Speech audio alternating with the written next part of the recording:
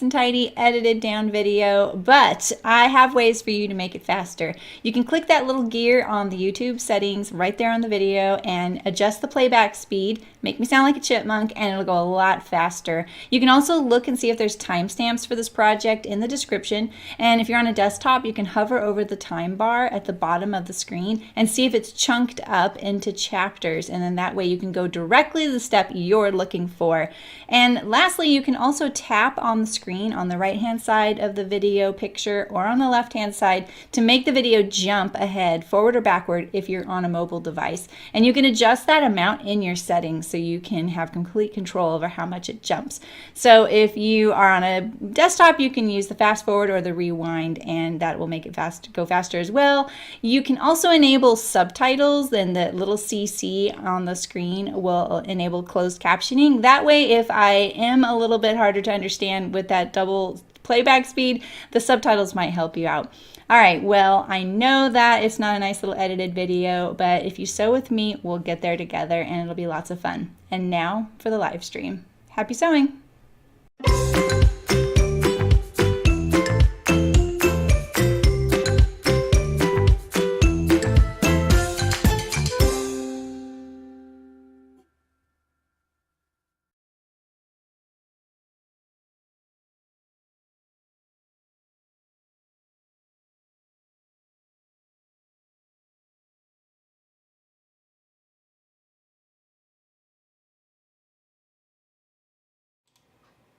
Hello. This looks so dull. Let me brighten this up a little bit. I was trying to calibrate a couple cameras. How's it going? Nice to see you on a Friday. I know you're all working and stuff. I just like casually have this button chisel sitting here. It's not sharp or anything. Hi Chantel. Hi Hannah. Hi Kara. Hi Danny. Nice. Yeah, lurk away. Hi Raquel. Hey Amy. Thanks. Hey Libby. Hey Sue. Thanks you guys. I don't think we've ever really had a birthday anniversary thing. I think the first year, maybe, like the first or second year. Hey Betsy. Hi Susan. It's nice to see you all. And coincidentally, it is 2 birthdays in my family today, and the new chicken boots thing. Hi Christina. Nice to see you. Thanks. Hey Kathleen. So I didn't even realize it. I knew it was coming out. They told me the date. I kind of just filed it away, and then I realized a couple weeks ago, I was like, oh, it's the same date. So, and they sent me one of everything, so I have them here to show you. So you can see firsthand. I've seen them. I've approved them. So, hi Sally. Hi Delwyn. How are you? Hey Barbara. Nice to see you all. So I don't even know how to do this. Like I'm a little stressed. I have to tell you. I don't know. I'm a little stressed. But it's supposed to be a really fun day today. Hi Giselle. Welcome. Thanks for chatting too. Hi Margaret. I know that a lot of you don't know what chicken boots is or why it's so important to me. You've maybe only known me in the sewing world, and here it's on YouTube. Hi Shim, thanks. But it was really important to me for probably, I think like 10 or 11 years. I had a bag making business, but a very specific style of bag for a specific customer.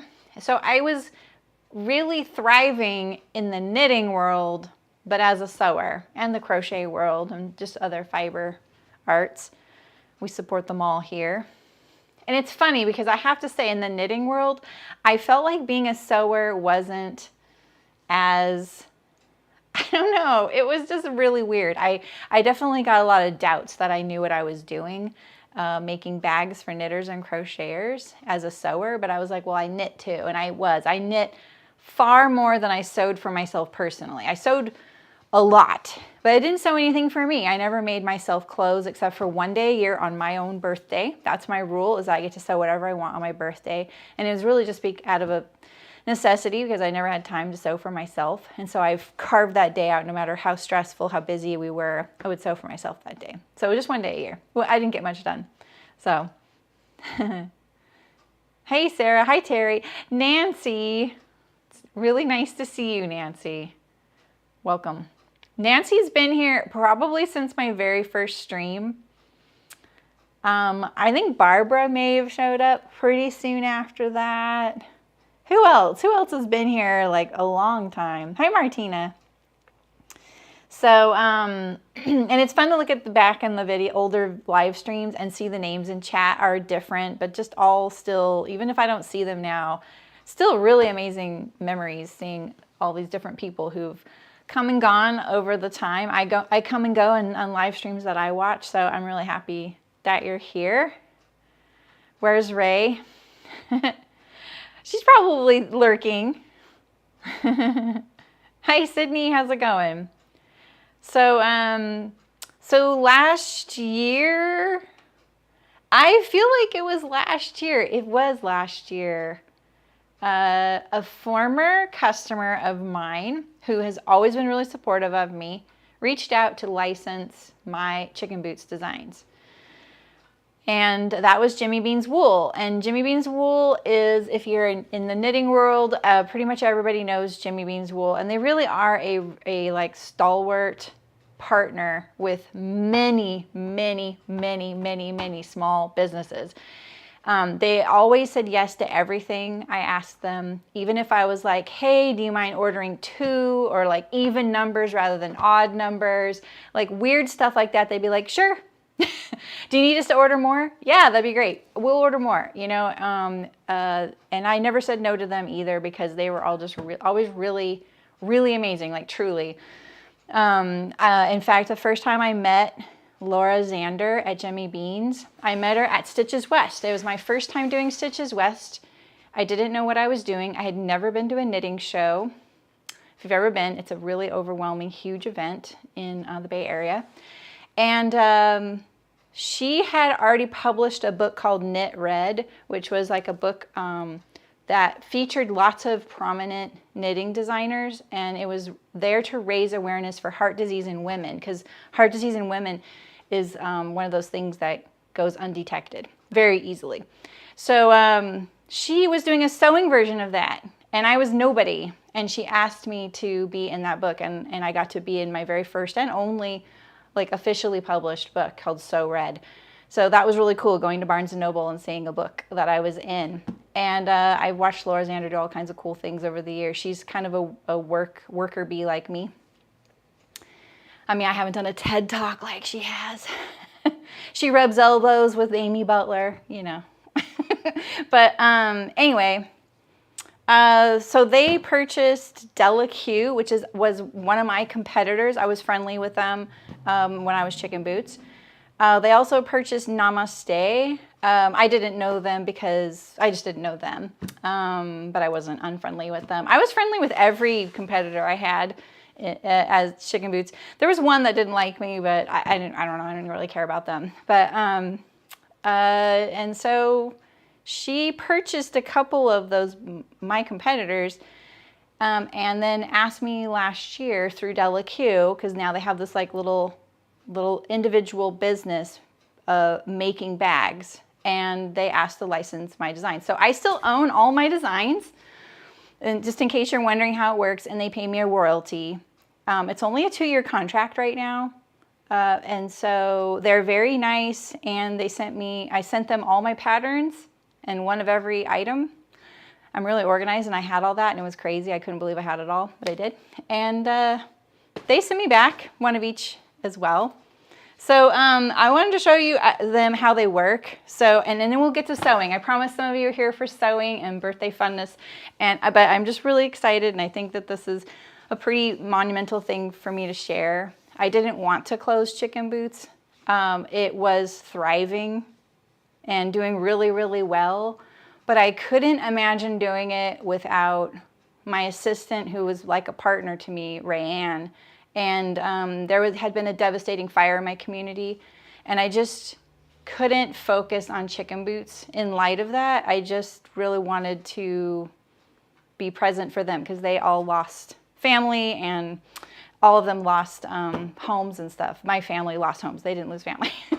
So, and it has been really crazy, you know, in light of the Maui fires lately. Like that fire's been really kind of present in my mind a lot, and I'm sure for people around me who were directly impacted by it, it's very much on their minds right now. So it is kind of a weird thing. I would get very strange messages from people kind of mad that I wasn't making chicken boots anymore. And I didn't really know what to say. I couldn't sew 10,000 items a year, and that's where we were at. We were sewing 10,000 items a year at that time. And that was largely in part because Rayanne was so amazing too. So, hey, Rachel, thanks. I'm about to show my things. So, I have them all here. They picked up 8 products. They picked up all the needle cases. So all the people looking to store tools will be really happy about that. So let me show you them and how they work. These are all the needle cases. The fabrics are fabrics that they designed. So it's like a yarn print in green and purple. I'm not gonna lie, I thought this was an egg in a frying pan. And I was like, how sadistic is that? They put an egg in a frying pan with my chicken boot stuff. It's a cappuccino. When I saw this one, I was like, oh, this is a cozy scene. This is, you know, when you're at the coffee shop, right? And then this other print is a yarn bombing print, which is really cute. It's much more vibrant in person. Sorry, it's a little dull on the camera here. But this is rainbow yarn. And there's bikes. It does look like an egg, right? This is the purple trim. So this is a DPN. DPNs are double pointed needles. So for those of you who don't knit, they're typically like going to be used to make socks and things in a tube. So sewers would do well to learn to knit because it's really amazing learning garment construction and all about knits and how they work when you knit. This is a circular needle case. I'm really proud of this design. It does not look like it's going to work very good, but let me tell you, it is the best way to organize your circulars, and I have all mine here to show you. This is an interchangeable needle case. So you put your tips in these pockets here, and then your cords right here. And interchangeable needles is, it's like a circular needle, which is like 2 needles with a tether between them. And then you can change out the cord so you have different lengths. So you can do across the width of a sweater or only across the width of a scarf. And if you were using circular needles that were 32 inches long for a scarf, it's just really cumbersome. So you would use a 9-inch length cord. So that's what these are. And these also have a notions case built on the back. It's a little zippered case right here. So it's like 2 in 1. They did pick up the notions case. I don't know how it got so gigantic, but I think they're going to make it the regular size. They added to the height of it. And this is a pattern on my website. It's free if you want to sew one with me. And I should say this one is a pattern on my site. This project bag is a pattern on my website. And that's it of the ones they picked up. So the clear wristlet was also my very favorite one. I'll tell you what I always used. So this is a little clear bag. This is one of those bags that people are like, I don't need that. And then as soon as you have it, you're like, I don't know how I lived without this. Because what you can do is you can put your ball of yarn in here like this. My thumb is going to cooperate, yeah. And then you can stand, oh, I don't know. They put this in a knot right here, and my thumb, I'm having trouble with my thumb right now. I keep meaning to bring this to Michael to pull it apart for me. They pack these for a certain way to ship, and I can't get it with my thumb right now. Maybe I can get it for you. I keep forgetting that that's like that. But it's a little strap, so you can put it around your wrist and then knit while you're walking around, or maybe you're on the bus or subway or a plane. So your yarn ball, it doesn't fall out. Because if it gets caught on something in your bag and pulls out of your bag and then just goes rolling everywhere. And so this is and people use it to spin fiber too, because it's a nice smooth structure. It has a little pocket here. And the pocket is designed so that when you have it tilted like this, so you're pulling on the strap, the contents of the pocket stays right here. That's why it goes up on the side. Everything we designed was very very intentional. So it was right here. This is very sturdy too. And it folds flat. So, you know, I have one actually, here's my original, one of my originals. And this is a fabric I designed. And so you can fold it flat. So here's the strap. It's just a little strap like this. But I used to always just set it on me and knit from there because it tamed my ball. So that's the clear wristlet. And then this was also one of our most popular ones. I have to say, this isn't a bag I used very much. I used the clear wristlet, the project bag, accordion, notions case, DPN case. Those were my 4 go-tos, and a pattern holder. So you did, Kathleen? All right, Libby, I'll see you Saturday. Libby's hosting me on Saturday for lunch. All right, this is the double-double. It is named, though, so because it is 4 clear wristlets in volume. So it's double and then double that. That's the whole, probably no one's ever heard that story, but that's how it got named that. Ooh, there you go, Sarah.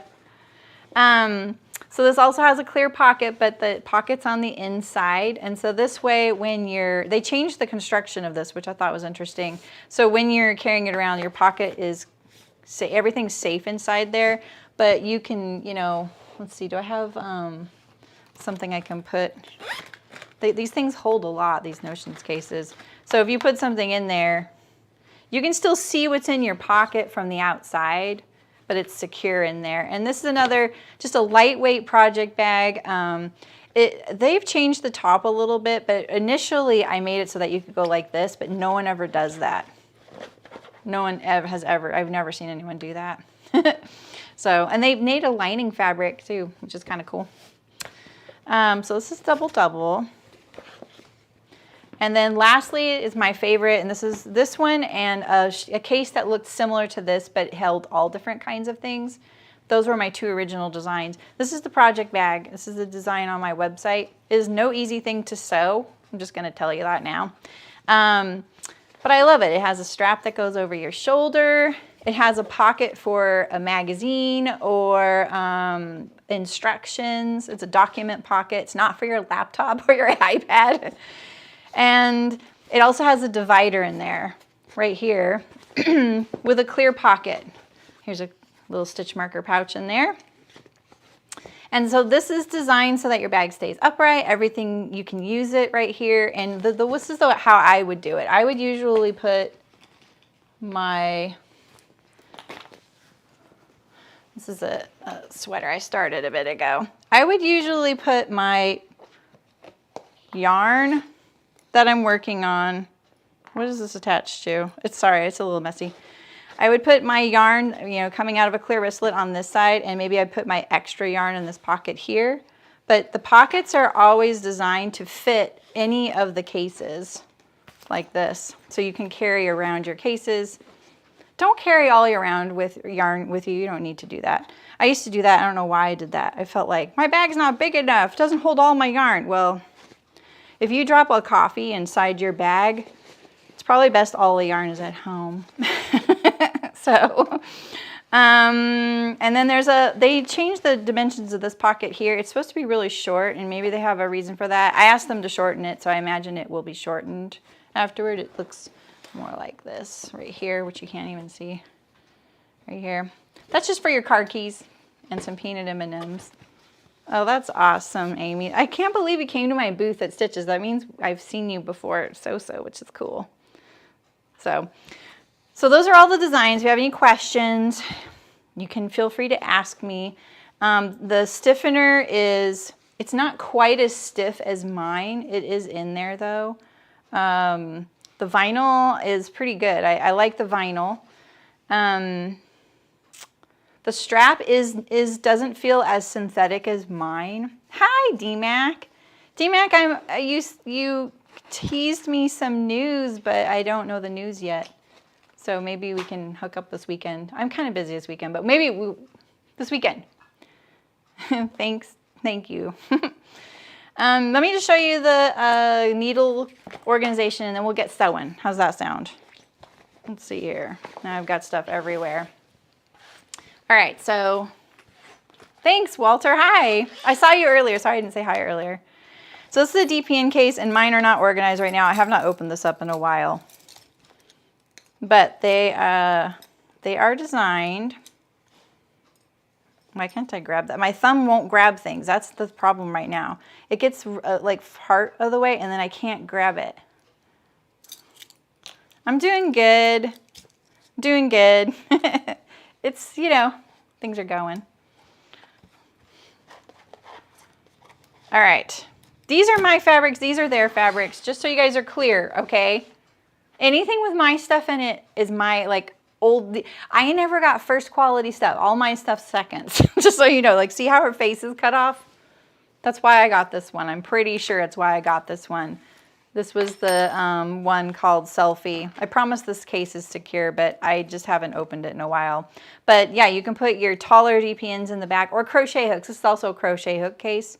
And then your shorter ones in the front. And then the flap holds them in. So like say you're sitting there and this is on your lap. When you're sitting there and this is on your lap, your knees tilt down, right? They tilt down like this. That's why this is here. So that if you open your case up on your lap, nothing's going to slide out. But the pockets are also elastic to secure them. And, you know, even if you forget to like zip it up, you can't really lose things unless you really try. And you have these, like I put these bigger needles on the end. See that? So these are the slippery ones. See, that's what's going to happen. But you know what? That flap is so golden. None of these fell out until I opened it up. So these are also slicker than snot. I use square needles. Have you guys ever seen square needles? This helps with any hand issues if you have them. Can you see they're square? So that's the DPN case or crochet hook case. I think I was wondering why I had two of these. The other one's crochet hooks. Let's see what this one looks like. So this one has, oh, I forgot about those. This one also has these little guys. I can't remember what these are called. I've never used them. I bought them towards the end of Chicken Boots so that I could play around with cases and see which they worked in cases, and they did. This is a crochet hook case. And again, there's stuff in the pockets here. If you forget to zip it though, it's pretty secure, like up here, you know, a lot of people will. Look at that, I have the original zipper pull on this, which was these little resin beads. They became, I don't even have one on here. They became a little wood burning thing. All right, I'll just show you the accordion. All right. This is I'm trying to tell you guys what things are so you know what they are. My stuff's in a disarray. I really haven't touched it in a couple of years, so just so you know. These are accordions, and where's this one that they made? They did a really good job on this, by the way. Like when I saw it, I was like, okay. Because this is one I still had to sew all the way to the end. So this holds circular needles. So circular needles, most people think of knitters and they think of those really long needles, and those are still obviously a really good tool as well. But more modern styles have a cord attached to them. So they have this cord. And then this way, you know, you knit across, your work goes to the other end, you flip it, and you keep needle. What am I calling these? The flexi flips, thank you. Trio flexi flips, thank you. I couldn't remember the name of those. I actually bought those from Jimmy Bean's Wool like right when Chicken Boots ended, right before. Because I usually tried to keep up on all the tools, even if I didn't use them, and make sure if our case worked for them or not. So I bought a ton of those flexi flips, but I've never used them. They look really cool too. So the genius about the accordion is that I know it looks kind of bulky, but honestly, it's really not. I have two accordions. I only use circulars. I didn't use interchangeables. So I had a lot of them. And what you do, this is the key. This is my little thing I always tell people. You get your needles and you organize them by their length. So in this one right here, at the front half, I have all my 16-inch long needles. And back here I have my 24-inch long needles. And then here's the other like crucial thing. You put two different sizes that are drastically different in each pocket. That way you know, if you're at this end of your case, you're like, oh, this is my 16-inch end. And if I'm in this pocket, it's either going to be the 3s or the 7s. And if you feel in there, you can feel the difference between a 3 and a 7.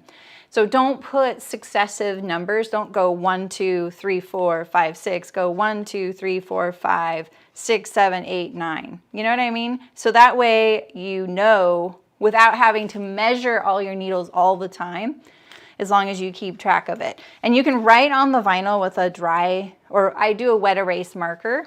I have iron-on labels that I used to make and sell on mine that I just wrote. So I know this case is 16-inch and 24-inch.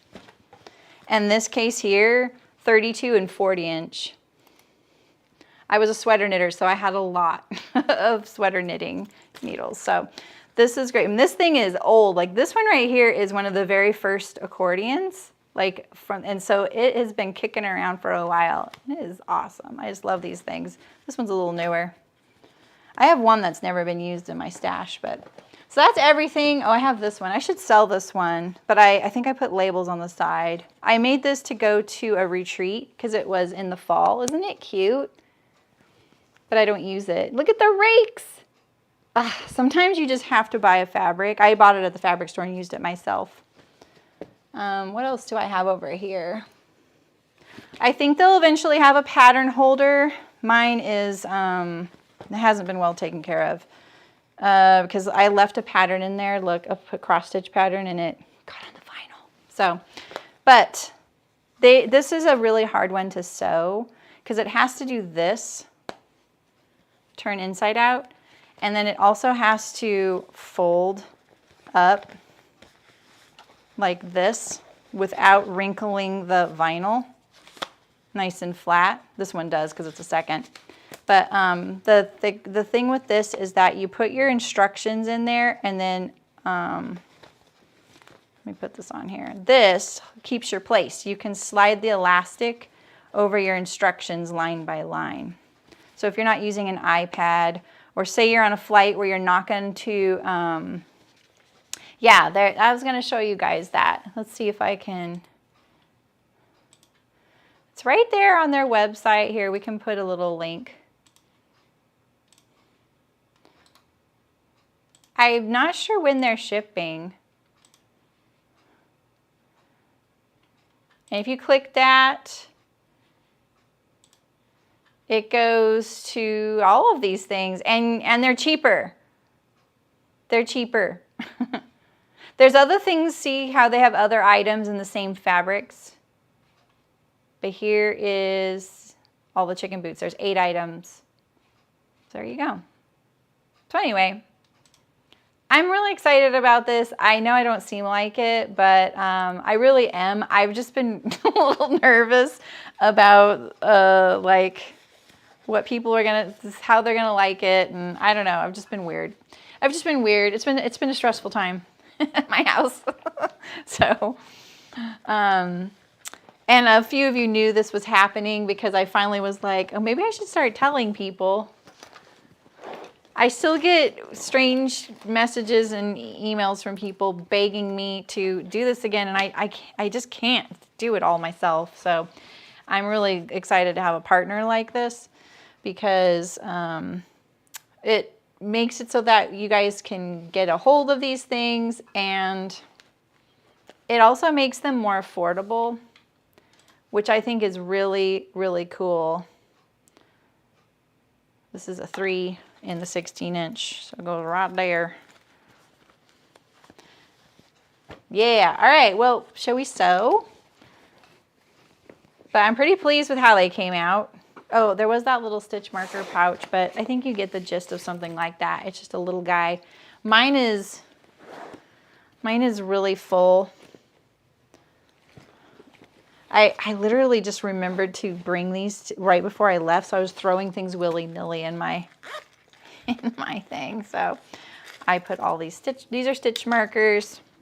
These are how people they're like bookmarks for knitters, and I think crocheters use a different kind. They have to use one that opens up, so then they can move it to each stitch where it goes. I'm obviously not a crocheter, so I'm sorry.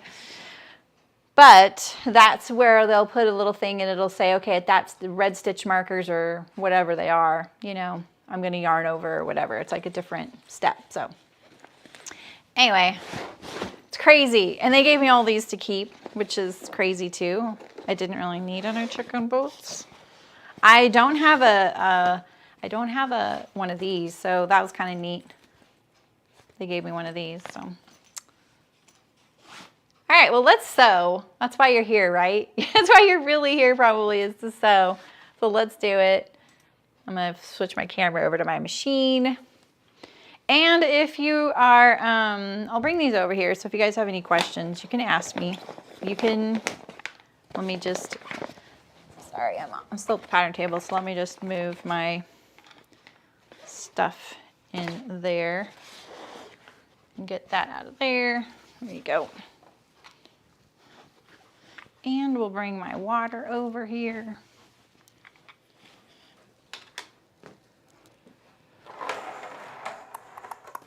Hi, Julie. You are not late at all. Wait, I need to flip this all the way around like this. There we go. It was getting a little wound up. I had like rotated it one too many times, you know? So how are you all? What are you guys up to? It's nice to see some new faces. Let me turn down the brightness here and zoom it out a little bit. Geez.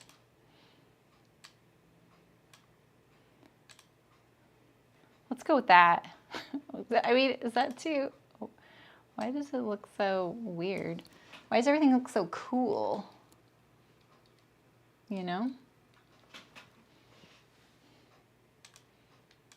There we go. Do that. Knitting a Felix pullover. Oh, Derry, your poor tailbone. Unpicking. Hey, that's our wheelhouse here, right? Hi, Diane. Thank you. That's nice. Yeah, that's nice of you. Thank you. It does feel good. I feel like it's really nice to be able to tell people, yes, you can get them from Jimmy Beans now. Oh, that's cool. Oh, yeah, I bet. If she's been knitting for a bit, I'll bet she does. What did I just drop? I dropped something. Oh, well. We're good to go. I am sewing the Creston jeans today. I cut them out in canvas. Hi, Adrian. Oh, my goodness. You sound like you are acting like you're late, Adrian, but you are not. 4:30 a.m. You're milking the cows at that hour. Feels better. Oh, good. I hope so, Terry. Terry, can you stand and cut things out, or are you a cut on the floor? Nancy, hello. Oiling your scissors cleaning machine. Oh, you're getting everything back in order. Great. Yes, she is a prolific sock knitter. So much need for DP and work. Oh, perfect. Well, maybe she'll like that case. I would run it by her. I would see what she likes, you know. Everyone's very particular about how they like their stuff. That's what I've learned. People always wanted me to do the a hanging circular needle organizer, and I have to tell you guys, I spent some time on a design for that. I loved the idea of this, and I was going to make it also so you could take it off the wall, zip it up, and take it with you. It came out amazing. The case came out amazing. It was actually like right out the gate. I could get the sewing in a very respectable time. So I knew that I could sell it and make it affordable. But holy hot mess, the needles look crazy in that thing. And it was so hard to be like, what am I? It was too overwhelming to look at. I have a lot of needles, so I like put it in there and I was like, no, I could not do this thing. It was so messy. It was like looking at 6 wigs all together. You know what I mean? Hi, Eliza. How's it going? Right, Sarah? Exactly. You've cut a few things, but it throbs after a bit. Yeah, like move that leaning over, I'll bet. I'm going to bind the inside of my waistband. Okay, so I already sewed the front pockets because I did that charity event the other day. I sort of want like, well, I was thinking this could be fun because this is one of my fabrics too. It's a rainbow yarn. So maybe that as binding on the inside. I sort of want hot pink, like this kind of like fluorescent pink. Oh, that doesn't look, that's so bright. But doesn't, I don't know. I'm like looking at the camera. Let me look on first. This could actually work. I never really liked this binding, but I like the colors together. I also have this little, you know, it's like sprinkles. We might need to tone down the brightness. It's a little bright. Is this anyone else's first time joining a live stream? Oh no, I don't want to adjust that. Do you need any help with understanding what the heck is happening? Let's just tone that down a little bit.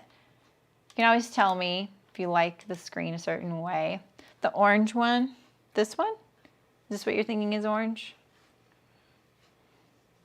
I also have this. I really love this little. I used to love pink and orange together. Oh, well, thanks for saying something, Jordana. Welcome. I love it. Yeah, they're kind of a odd thing to do. This one's a little too bubblegummy. The orange one. Are you guys talking, is this the orange one for you guys? Or are you talking about this little flower that I have a feeling that you guys are gonna like this. It's still so bright. Okay, let's pull these away. Let's pull these away. Yes, this one? Okay. I think that'll look good. Oh, let's move this one over here. So if you're new here, usually what I do is, like on a Wednesday, we'll cut out a garment, and then on, no? Oh, wait. What are you talking about? These? This one? That one does look good, doesn't it? This one. This is what you guys are talking about? So I'll usually cut out a garment on Wednesday. We'll do any like fitting things or adjustments and stuff like that. And then, no, you guys want the pink one. Uh-oh, Julie, I think you got to duke it out with them. And then I'll sew it on a Thursday and a Saturday, do part 1 and part 2. And you can ask questions. You can challenge me and go, why are you doing it that way? Or can't you do it a different way? Or what if I was doing this? Or what fabric? I'm like really open to whatever you guys want. This week is different. Is this normally my streaming week? It is, right? No, next week is, right? Time for a poll. It's on. Stop it, guys. Julie really wants this little red flower. We'll use it. I love this little red flower. I will admit, Julie, I never use it because I love it that much. I love it. I love this fabric so much I don't use it. But, you know, I hoard it a little bit, so let's use it.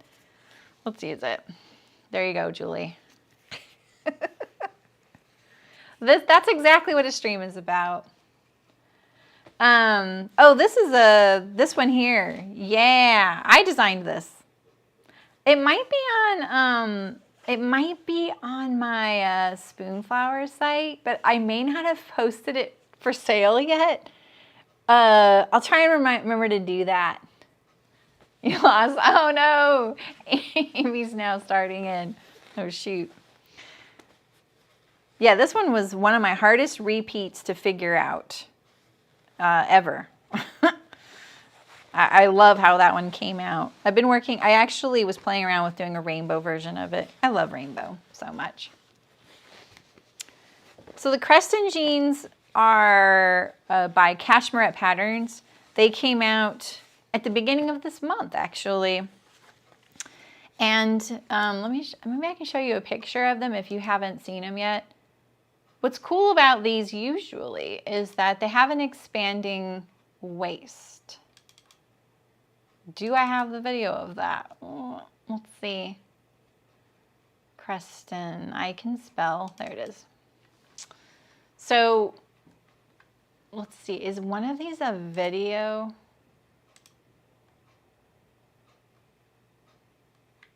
Huh. Oh, I know how to look at this. Details. Well, here we go. Here, let me pull it up for you guys. Just a second. It's downloading it real quick. I have such great internet here.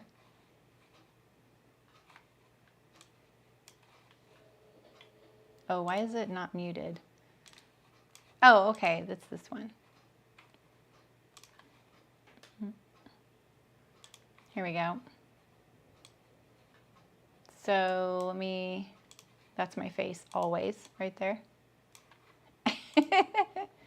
So the waistband expands. So I just did their how-to video. They hired me, and then I'm not grabbing it right there, but yeah, it expands. So that's what's really cool about this jeans pattern. So when you sit down, it's really comfortable. And it looks like regular jeans. So I'm making shorts version of that today. And not with the expanding waist, so they'll go really quickly. But there is a video on how to sew those if you're interested in that pattern. You have to get that pattern like this month, right? Who's in the Cashmerette Club? It's a club pattern. How high-waisted. So Christina, in that video, I'm wearing the size 16 in circumference, but I graded the rise to the 12. So it's a little higher than that. Oh, someone asked me about binding. Sorry, I didn't mean to ignore your question. I just remembered it. Someone asked me about binding. I can't remember. I think you asked where I get my binding, and I have it cut by a contractor. But I have some for sale on my website right now, but I don't do it all. I don't always do it. I used to do it a lot as chicken boots. So that's why I have so much. That's what that whole wall is right here. That's all binding. Why you're not doing the stretchy waist? I don't really need it on just a pair of shorts. I can make these a lot faster if I don't, so that's why. It's not hard though. And if you're curious, just watch that video and see what you think about it. Okay, this is a waistband. This is a waistband. I cut this out weeks ago. That's the yoke, that's the fly. And then the pocket is on the ironing board because we're going to do a little design on the pockets maybe, I'm thinking. Sorry, I just whacked the microphone. I'm a little out of sorts today, if you couldn't tell. So let's, maybe we could do the fly zipper first since we're already part of the way. Let's get our sewing legs under us. Oh, this one isn't sewn yet. All right, we can do this pocket. That's what we'll do. I just had a panic attack that I had 2 right legs. Wouldn't that have been so amazing? Did I not? Oh yeah, I didn't do it, okay. So I'm just gonna sew. We're just gonna hang out and we can talk about whatever you guys want. Yeah, that's exactly what that is. Okay, wait, I didn't finish threading this. Sorry. I made my brother a pair of shorts yesterday, some cargo shorts. Holy moly, those take so much time. There's so many pockets on them. There's like 6 pockets. I asked my husband, I said, do you think he would like the welt pockets in the back? Or do you think he'd rather have just like patch pockets? You know, he said welts, right? Let's see here. Remember asking about jean material when you're sewing the mustard ones. Yeah, right? Yeah, the only thing, like you could do the Merriam's, but they're more like a trouser fit. So if you like your jeans, like they would, if you made the Merriam's in jeans, you're gonna get a mom jean look. I'm just gonna be straight with you. You're gonna get kind of a dropped crotch, right? It's gonna be a little lower. There's a pleat on those. So this is definitely more jean-like. So, you know, if you want something that's more like jeans, I would get their pattern while it's available. You don't have to stay a club member if you're not interested in that. You can just cancel. And it's I think it's $9 or $10. That's a great price for a pattern, especially like that. I'm sorry when you said cargo shorts on me stuff. Yes. Yeah, exactly. I know that one has the pleats, which go one direction and the other direction. They just have the back well, right? Snaps down so much better than a button and buttonhole, right, Terry? Here we go. Let's get going. I feel like I gotta make up a little time here. I didn't do the facing on here. I did simplify these a little bit. I'm pretty sure that there's a facing, right? Right here.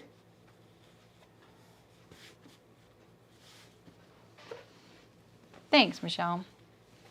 I love that you guys love this pocket fabric. This was the sample when I had it printed. You can even see another fabric right here along this edge. Because I do their what's it called? The fill-a-yard when I do samples. Yeah, the other thing about those cargo shorts, Shem, is that it's so hard to put side seam pockets on when you have cargo pockets below. It makes it really hard, and that pocket's way too shallow, so of course I lengthened it, which means then I had to finish it this differently on the side so that it hung free of the side seam, you know? Look who's here. Julian! Hi, Julian. How's it going? It's nice to see you here. It's nice of you. Do you knit, Julian? I don't think you do. I don't think I see you knitting. I'm gonna go to the iron right now. To move this here. If you guys don't know Julian, you check him out on Instagram. When I share your Instagram, Julian, you have a couple. Which one do you prefer? Things are good, and no, I don't knit. You don't. Oh, okay. I used to. I'm not knitting much right now, but you know, I wish I was knitting more.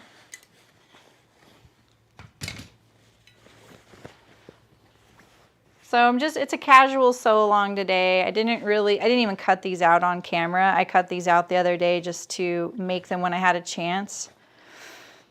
So I'm making the Creston jeans by Cashmerette.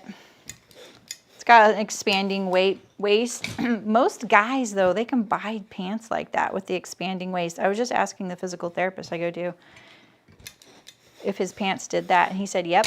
I was like, yeah, exactly. Guys get the expanding waists. They get pockets. They get all the stuff. Here's this right here. I'm gonna, Julian Crates, that's the one you prefer? Okay, good. Because when I look at them on Instagram, I'm like, wait, one of these looks a little bit more like the name of a personal account, but then I see you share sewing stuff on it too.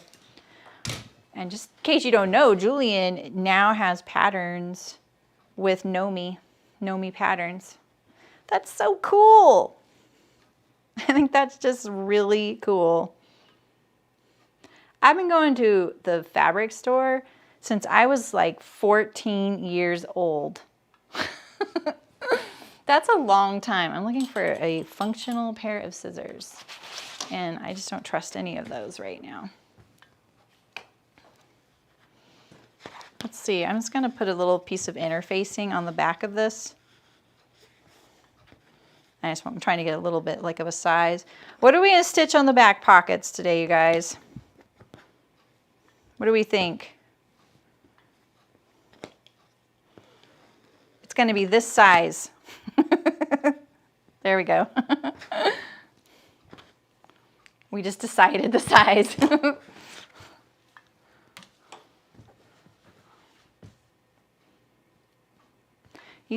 Okay, so you do yours in 2 steps. You sew from the back to the side seam. and then the front to the side seam, and then the pocket is not, sure I understand that. Just checking out the men's expanding waist trousers. It looks like they're basically the same construction, but a lot less bulky. Yeah. I would really like some birthday cake. But you know what? I have 2 birthdays to celebrate this weekend, so that's going to happen. I think one's going to be a fruit, like a vanilla cake with berries, and the other one's going to be brownies. So all bases are covered. I am in good hands. Oh, and it's my wedding anniversary tomorrow, 17 years. And how am I celebrating? I'm going to watch a soccer game. I really am excited. It'll be fun.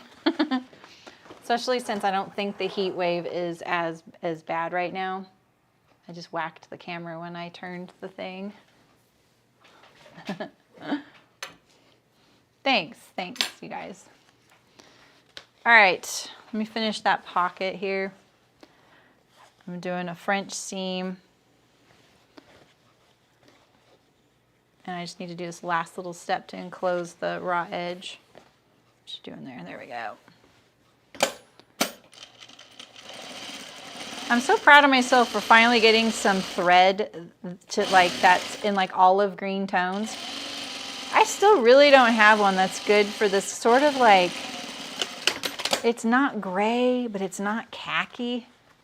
Oh, I understitched that. What did I do over here? Well, shoot, I top stitched it. So we're just gonna top stitch it right over the understitching.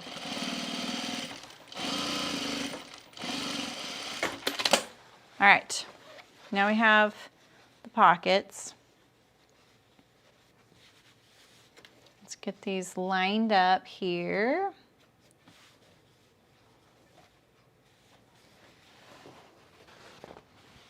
Thanks for all your help in the guild, helping me decide what classes to teach at that Sew Expo too. I appreciate it. I liked hearing all your feedback. Why is this not reaching up here? Did I just not pull that all the way up or what? We're just gonna tack it on here.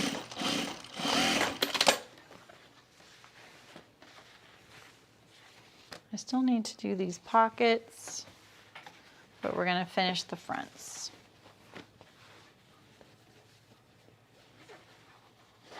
Yeah, that's true. Okay, this one's already tacked. Okay. All right, what do you guys want? Do you want backs or fly zip first? I don't care. I don't even have a bin for this project. That's why I'm a little bit disorganized too. All right, so here is the waistband. We're gonna put you here and you there, right? This is the waistband as well. Why is there so much waistband?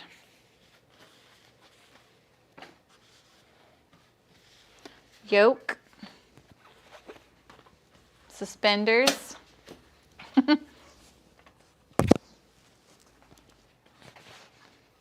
You learned in your prep to attend a black tie wedding last year that tuxedo pants aren't worn with belts. Yep. Yeah. Yeah, because you would wear a cummerbund over it, you know, and so you'd have that nice smooth look. I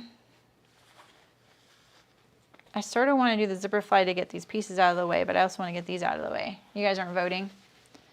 What are we going to stitch on our pockets today? What do we want? We could do some scissors. Let's do some scissors. I'm going to drag you through my whole process of this. We're going to look for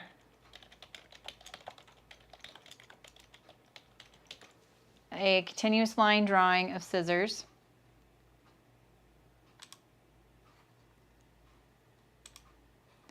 Let's see if I can find one that's not copyright. And then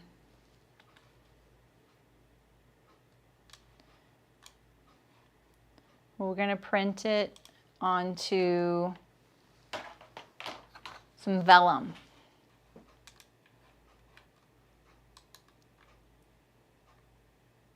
Paste.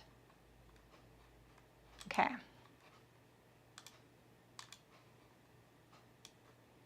We wanted about, let's see here, maybe 4 by 5 max. Oh, that actually would be how big this is. Okay. Okay.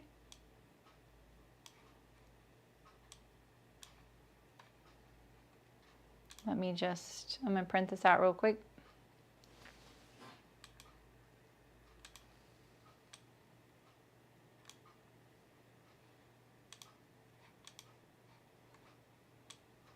Maybe we could, okay, 1, 2, 3.5 inches tall by 2.5 inches wide. All right, we'll make this bigger. Why is this page so big? I thought it was like tiny or huge. Okay, 5 by, we'll make it, I'm a little nervous to make it that big, so we'll do that. Okay, here we go. Copy.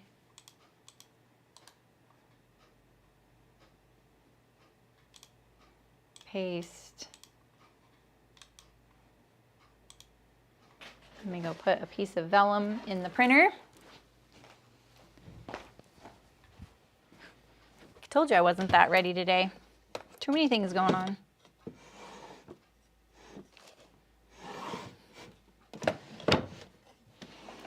I am steadily making my way through this vellum, which is pockets.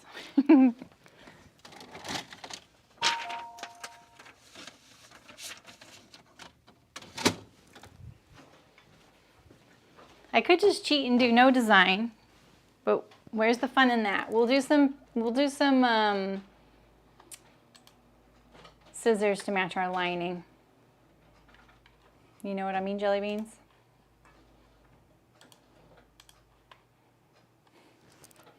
Hey Diane, how's it going?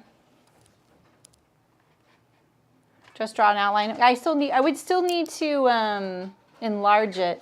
But, you know, that's a good question. I don't think I have it in this computer either. Sorry if I'm wearing a cummerbund for marching band. I think cummerbunds on women look really cute. Also, I wanted a continuous line drawing. Libby gave me this tip, and I use it all the time now. All right, here we go. So we'll cut these out. You can be really assured that I never put too much thought into my pockets. It's always very spontaneous, and every time I think, next time I'm gonna plan this out. It is, Terry. And then here I am again. Like when I made the Creston jeans video, same thing. I was like, oh shoot, I didn't plan what I'm gonna stitch on these pockets, and I'm not gonna record that. It'll take too long, and no one cares about that. That's, you know, I'm not teaching them how to do that. What do we want? Do we want something like, okay, here are my butt cheeks. Do we want like something like that, like away? Do we want something like that? What do we think? Hey Donna, how's it going? Well, I revealed all the new chicken boot stuff with the collaboration, but I just kind of got started sewing, so you haven't missed much for that. Hi Aisha, how's it going? Never felt cute. Oh. Diagonal. Away like this. I think that looks kind of cool too. Eyes will follow the scissor points. Good point.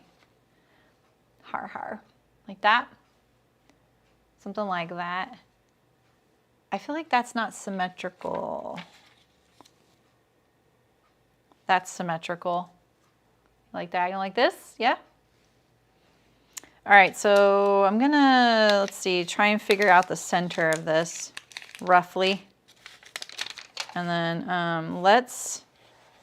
I like to hem the pocket afterward. Where's the notch? Who didn't notch this? All right. So I consider the center of the pocket like where the top of the hem. But see, we don't want to stitch. We don't want to stitch through our design or through the hem. So I kind of like this is my area right here, right? So we'll line up the point. We've got a little crease there. So it's something like that. That's what I'm thinking. That looks a little like low and heavy down here. Maybe I'll raise it a little bit just because of an optical illusion. You know what I mean? We need a piece of tape.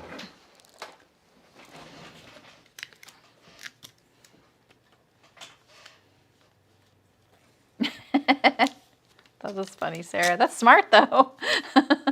I could probably do that on a regular basis. You know? Here, we'll do this to get him. We'll get him as the same as possible here. We'll even do this. We'll put some tape on this. All my little clever tricks are coming out today. Well, I don't know how clever they are. Let's see how good this works. We'll do that. And now,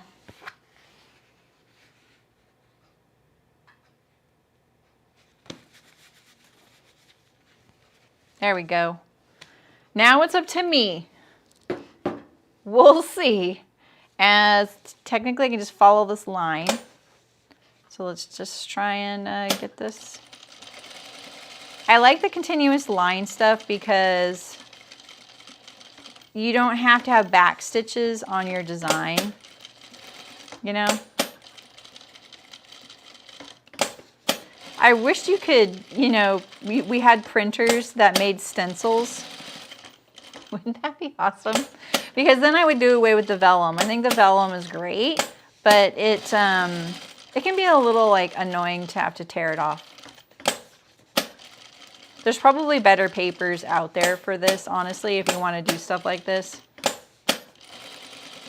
I would find paper that tears away better. This tears away great, but I'll bet there's stuff that does better.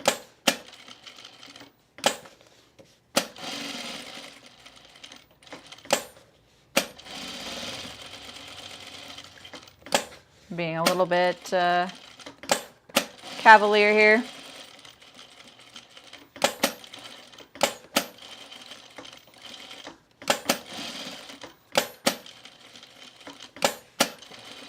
All right. At the end here. Do I stop right there? Like that. There's one. Hi Elizabeth, how's it going? Your tattooers make stencils from carbon paper and standard. Oh, do you think that washes off of fabric? That's so funny because I follow a couple of tattoo artists and I see them do that. And I never thought about applying that to sewing. So I wonder how washable carbon paper is. You could, Michelle. Mine's at a regular one. I wouldn't do anything too small because then your stitch definition won't look that great. You know what I mean? With a vinyl on Cricut or so. I don't have a vinyl. Or I don't have a Cricut. You know? That sounds expensive. That sounds like you're talking to Terry. Exactly. See, you're singing my song. I knew Terry would be like, ooh, another use for my Cricut. Because she used to be like a scrapbooking queen, right? I've been using a projector for sewing for a while. Oh, yeah. That's true. See, you guys are so clever. There's a carbon paper that comes with the tracing wheel. Yeah, but, right? So, is that washable though? You know me, I've never really traced my patterns. So I usually take my awl and I kind of break the paper near when I get close. I can continue to peel this off after these are sewn, so we don't have to sit there and watch me do this. But let's get, I was thinking we could do one, so we get the satisfaction of one. And then my thumb is like, I don't like doing this right now. I have trigger finger in my thumb right now that I'm trying to sort out. And it's not going that great. You know, I'm kind of surprised, to be honest. I heal usually pretty good, but this case, it's not really, nothing's really working. All right, so I'm just, you don't want to pull on your stitches too much. I've found that sometimes I get a little overzealous and I'll pull the paper and it'll loosen a stitch. If I do that, I just go to the back side and put my awl under the stitch and just kind of, I just do this repeatedly along the line to pull the stitch to the back again, you know? Tweezers. Oh, that's probably true for these little guys. These aren't very fine point tweezers, but yeah, I've meant to try that because I know people use a weeding tool when they do stuff like this. I gotta like tear it first though.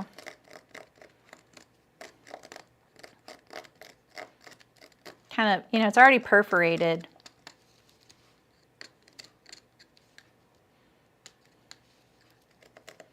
Go around.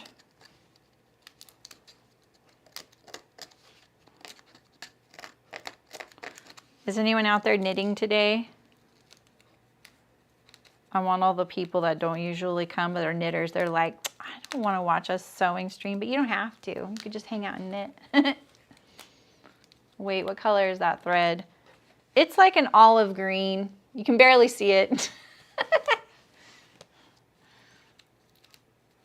I can see it in person. I know, I probably should have done something more visible, huh? Like on those, the Creston, the red ones, I did a white. Or you could put 2 strands of thread through your needle. That would like thicken it up a little bit if you don't have like a thicker weight.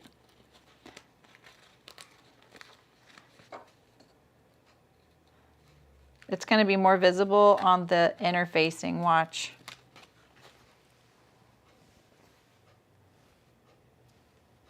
That's a little thread right there. Carbon will typically wash off. Oh. Oh yeah, the Felix, that's right. It's dark smoke color and making me sleepy. You're crocheting a teddy for friends. Ah. Yeah, sorry, my thread color is not going to have the punch it normally does, right? I'm using let low people rest. Oh, that sounds nice. Yeah, I just used some interfacing. I used the tricot that I use a lot. I like how that fuses. It just makes it feel like one with the fabric, you know? You know what? I wonder if this thing will work too. My little ice cream cone here.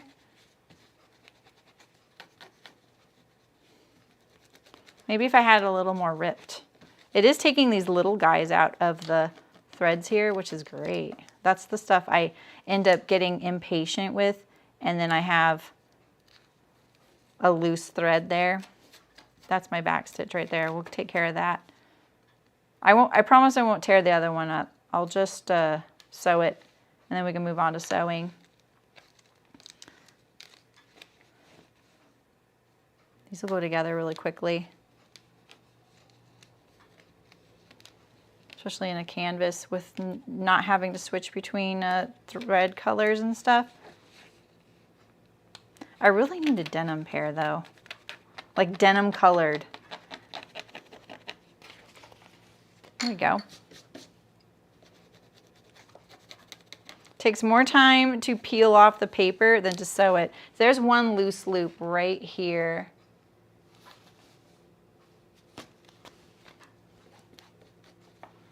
What is that? There's like a little red little fiber. Okay, let's get the rest of these little hangers on. Just got a couple more. maybe the tweezers for this one right here. It's like between the stitches.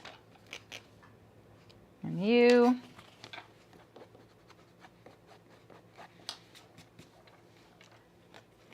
Get rid of my back tack. This thread is so interesting. I don't ever usually like buy the home sewing thread, but I just wanted a few colors, so I picked it up, and it's so like silky. Not in a bad way. It's just kind of surprising me. All right, and then this is the loop right here. So we'll just pull this to the back a little bit. I've even gone so far as to do this like down the line for a while, just to make sure. There we go. Sorry, it's not very impactful, is it? It looks really good in person.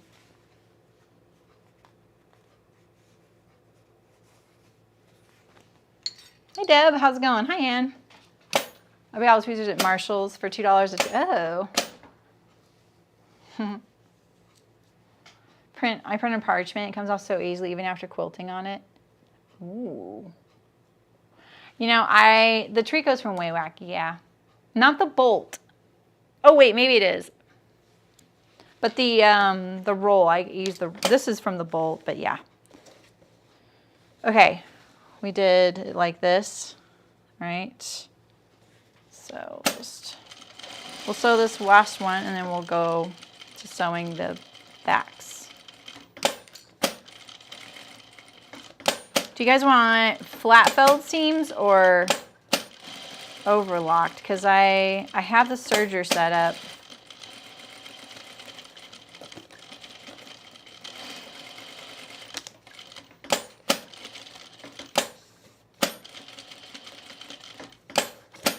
Ooh, I just like whacked that the wrong way. My last set of pockets have been all like California themed because I'm kind of running out of ideas. So I did olive branches on that Creston pair. What did I do on the shorts, the Creston shorts? Wait, is that what I did on the jeans? Oh, I just got off track. Shoot. We'll go around here.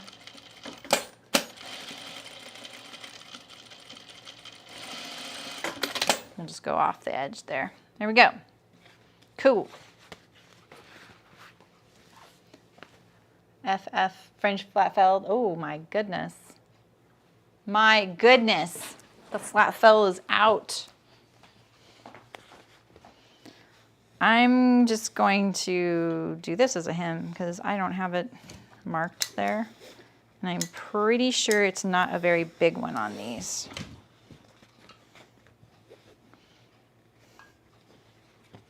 Let's check.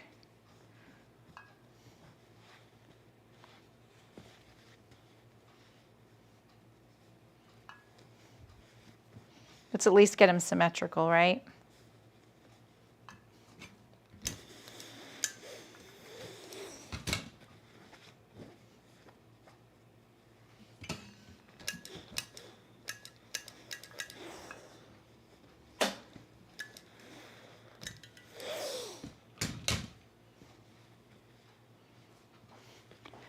I mean, my butt probably is lopsided, but we don't need to accentuate it. Oh, I use the 3-inch roll. I have the 1-inch roll too, Sydney, but I use both. But this was from the bolt because I had a piece I could cut off.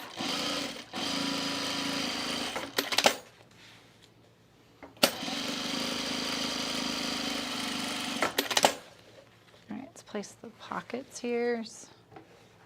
Move those out of the way there. Let's make sure we get a left and a right.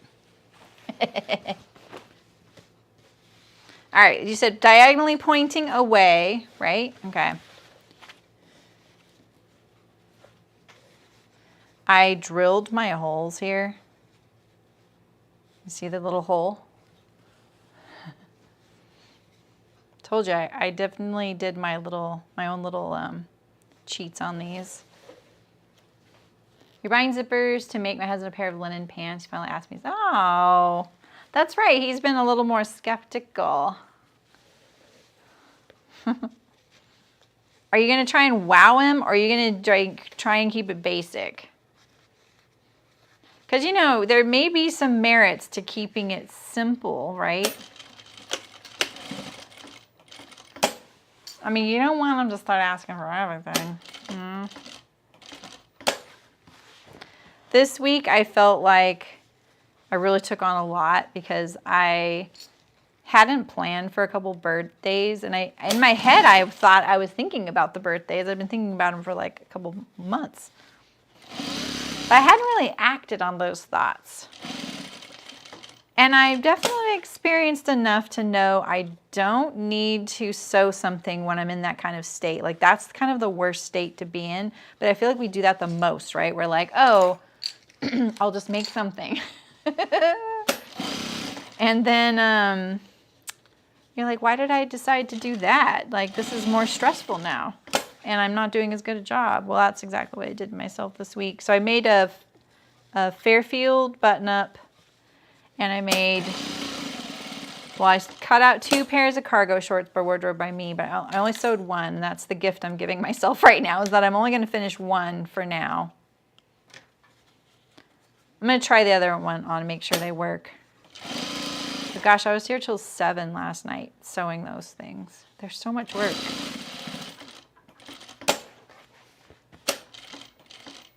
Three, right? 3 stitches, 3. Ooh, that was very lopsided. Not my best sewing today. But I still like how, like, subdued these are. All right. Let's put this on here. I really second guess these markings because they're at such an angle. It's not that they're at an angle, it's that there's a yoke being sewn here and the yoke is at an angle. So see there, the pocket is actually, it's almost parallel to center back, so we're okay. The pockets look wide. That's my butt. You're making the Jutlins in linen. Yeah, you could end up like Terry, exactly.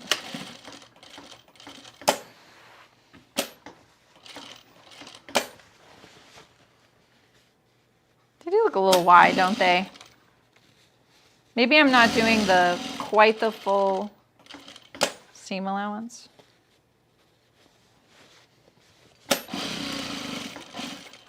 Maybe if I had did 2 rows of top stitching, that would kind of make up for it proportionally. I think that's a good idea always. If your pocket's looking a little big, you can add another row of top stitching in there. Let's trim some of this. I like to fold down the corner so those little corners don't peek up. I got to catch that hole I drilled.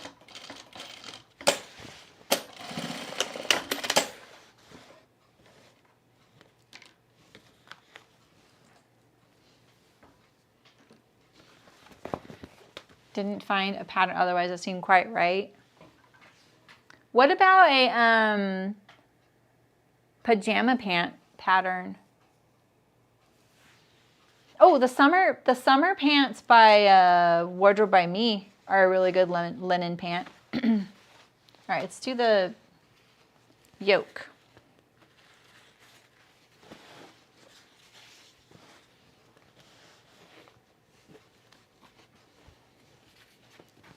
Let's put it on the right one.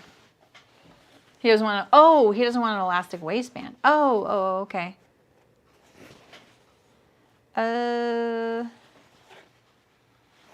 Yeah, we're going to do a flat filled seam here. I don't quite have the seam allowance, so I'm going to have to work on that. He doesn't want a pull-on linen pant. Well, then I think with the Jutlins is that they're pretty loose, aren't they? The Jutlins are loose, so the linen might seem really loose. You know what I mean?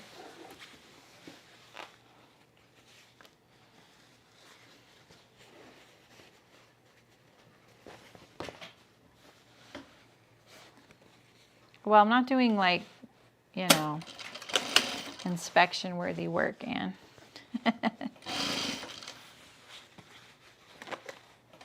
They're just canvas pair of shorts that I really want to have. Just another pair of shorts. All right, and then I think we'll go up. I think I'm gonna go up. I don't think I've ever flat felled a yoke seam. All right, we're gonna trim this.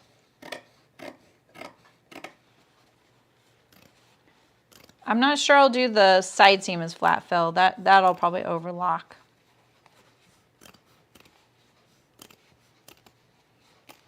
There's just too much pockets and stuff, you know.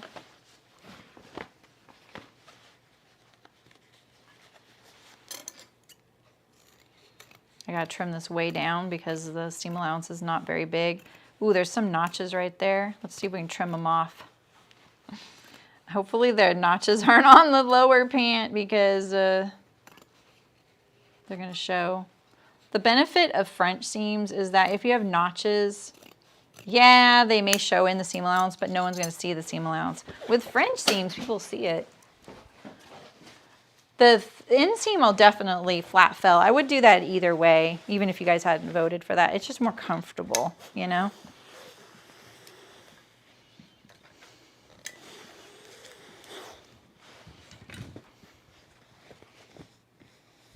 Okay, just making sure.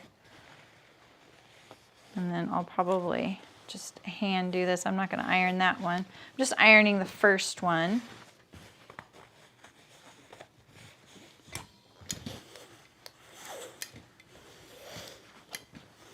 There's so much shaping in this yoke seam. Yeah, right? It's just so nice to not have that bulk on the inseam.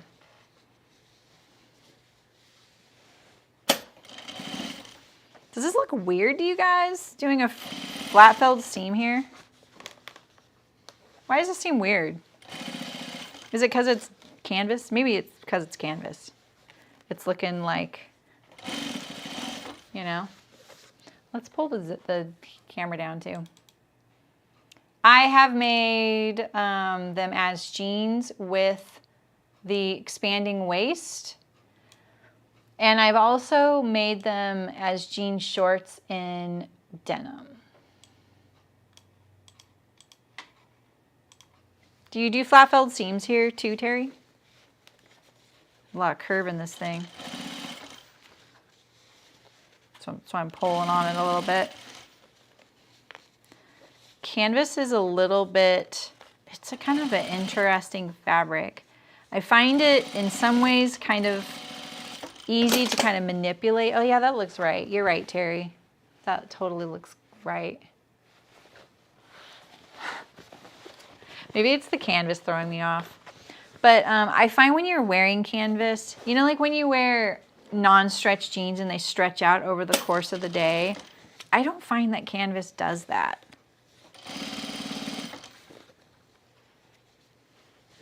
It's a little less forgiving like that. And I think with denim, it's because it's a twill weave.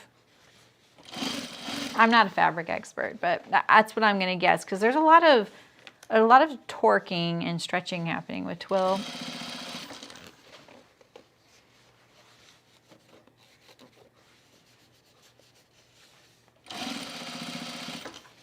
I think 80% of sewing is fabric handling. The more I sew, the more I believe I'm going to make this look a little straighter. We're going to give it the optical illusion that it's straight. There we go. All right, we just center back seam. You know, Terry, I'm getting really addicted to using the hammer for things. I was using it to sew a flap down, hammered the ends. I used it to sew a fly, a waistband. I'm using it everywhere right now. I want a little hammer. I want a hammer this big so I can do it right here at my machine. Hammer, yeah, it is. Hey, Mullen. Hey, thank you. Me too, Anne. I do need that too. I feel like these fit really good. I don't really need the expanding waist. I haven't worn the jeans much because it's just been really hot here. But I'm really looking forward to wearing them. Like, I can't wait to have a new pair of jeans this fall. So that's exciting. Oh, you know, one of the things I did with this is one of the things I'm thinking about with fitting right now is, do you guys ever make your pants into shorts? Even if you cut off your pants into shorts and then all of a sudden now they are like going up into you, like they ride up a little bit.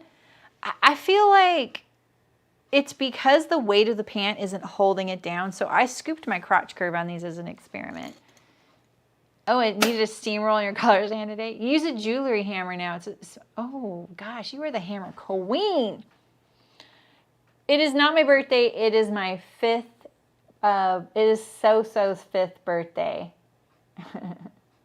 Your little pink hammer. Sounds so cute. Let me go get my hammer. I got a full-on, like, wooden-handled hardware hammer. I got it at a thrift store.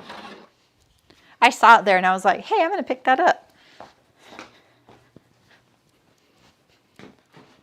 Because right here, it's going to be really thick. I heard people doing this and I was just like, there's no way a hammer makes that much of a difference. Boy, was I wrong. Yeah, thanks, Anne. Yeah, 5 years, and I think we were like at 23,000 subscribers at the beginning of the week, but then I was looking at something else and I noticed today or yesterday that we were almost at 24, and that really shocked me. I was like, wow, that was fast. So we might even be at 24,000 subscribers. Not that it's about subscribers. But it helps. It helps people think you're legit. You know what I mean. It really does. It just is like, okay, I'm going to hammer a little bit. Right there. It's sort of shocking how much of a difference it makes. All right, so center back seam. Why does it feel like I have too many things here? Because I do.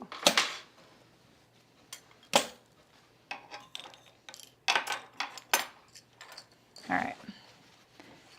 You know, when I was so proud of myself. Like I said, we're buying some new thread colors because I usually just buy the cones and I haven't bought thread in a long time. So I was like, you know what, you're getting a few of this like olive green color. We're always struggling to find enough of that. Why didn't I at least get 2 so I could wind a bobbin and sew at the same time? I don't know why I didn't think of that. Thread is so expensive. It almost made me just get cones because you get so much more thread on a cone.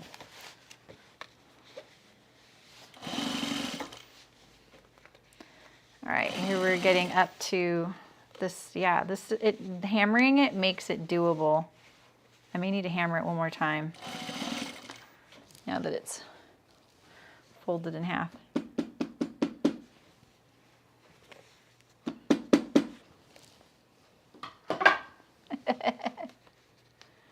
What do you use the mallet for?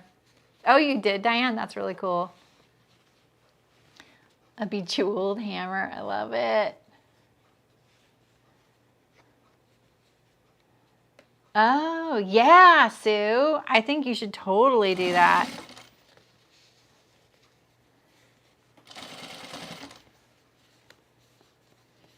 Okay. No problem, right? There we go. This is looking good. Is this bugging you? I bet this is bugging you. I know you guys. Okay, we're gonna do the fly. And I think that I can get away without clipping this because the fly is so high. So I've been experimenting, and because if I do that, then I'm going to use the binding. This is going to be an experiment. There may be some sewing drama, and there may be some seam ripping happening soon. So we're going to bind the center fly here because this is something I want to experiment more with doing. So usually I don't do this because I clip right here. And if I do this, it kind of prevents me from being able to clip. I haven't done this much, so I'm not even sure I'm doing the binding correctly. We'll see.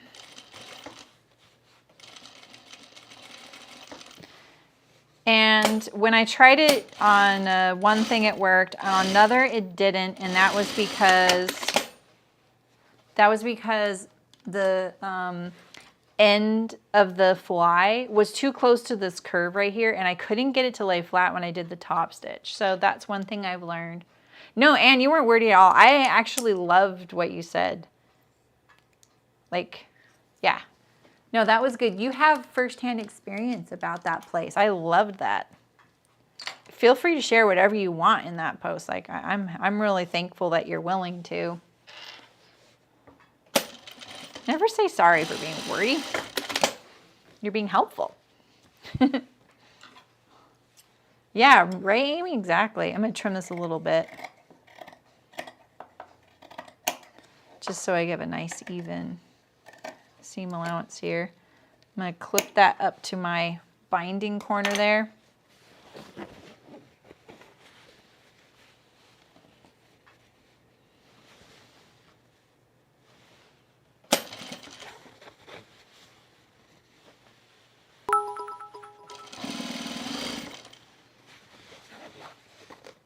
Okay.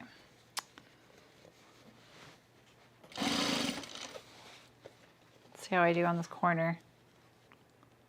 Oh, Nancy, thank you. Appreciate it. That's nice of you. Let's trim this down a little bit more. Maybe that'll help it. All about the experiment. I'm just looking for some gardening shorts, so hey. We can use these. These will be some nice gardening shorts. All right. Okay, we have one.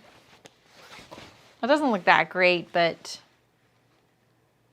it'll do. All right, and so now this one here.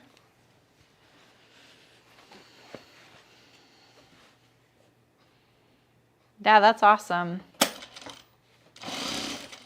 I want to flesh out the idea of, you know, like, so you want to get into garment sewing. Like, what do you actually need to do? What do you need in a machine? Do you already have a machine that'll work? Of course, people do, right? But I think if you're coming from quilting and you just want to dabble in it a little bit, and you're just like, what's the bare minimum I can get away with? Because there's tons of people gatekeeping some of that stuff and saying you need to switch everything. You know, it's like, no, not really. I was using the exact same machine to run chicken boots, and now I'm using it to sew clothes. So if anybody has limited machines, it's me.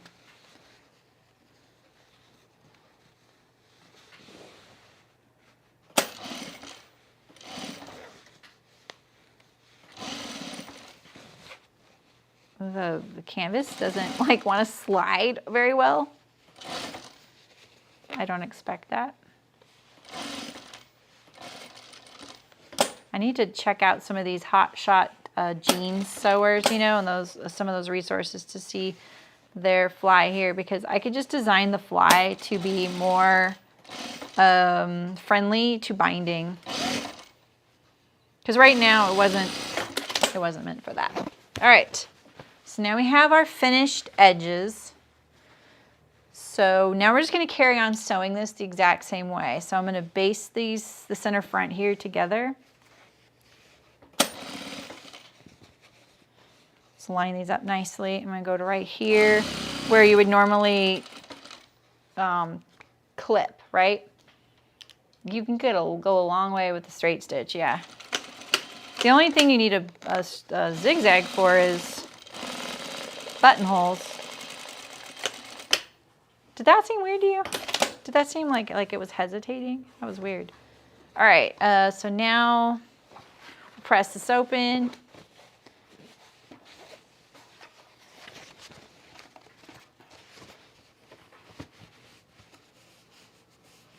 I think I'm gonna use the iron too. It wanted to do this like blurp. Like, no, come on. Let's be flat. None of this like soft pressing. Julie, good call on the binding. I like it.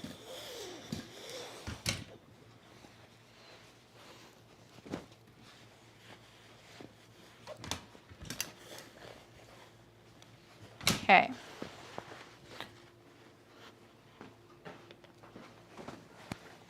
Straight stitch and pinking shears, exactly. Or French seams, right? Put this spare bobbin away. So I had this, I almost posted this in that chat group you guys are all in the guild. What happened here?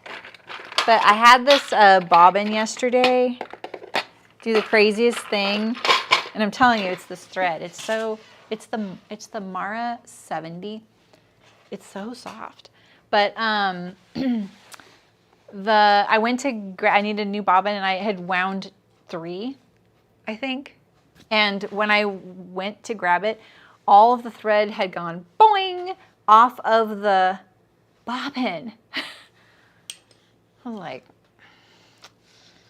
that hasn't happened to me in years. So I had to throw it all away. I had to pull it all off and then redo it this morning.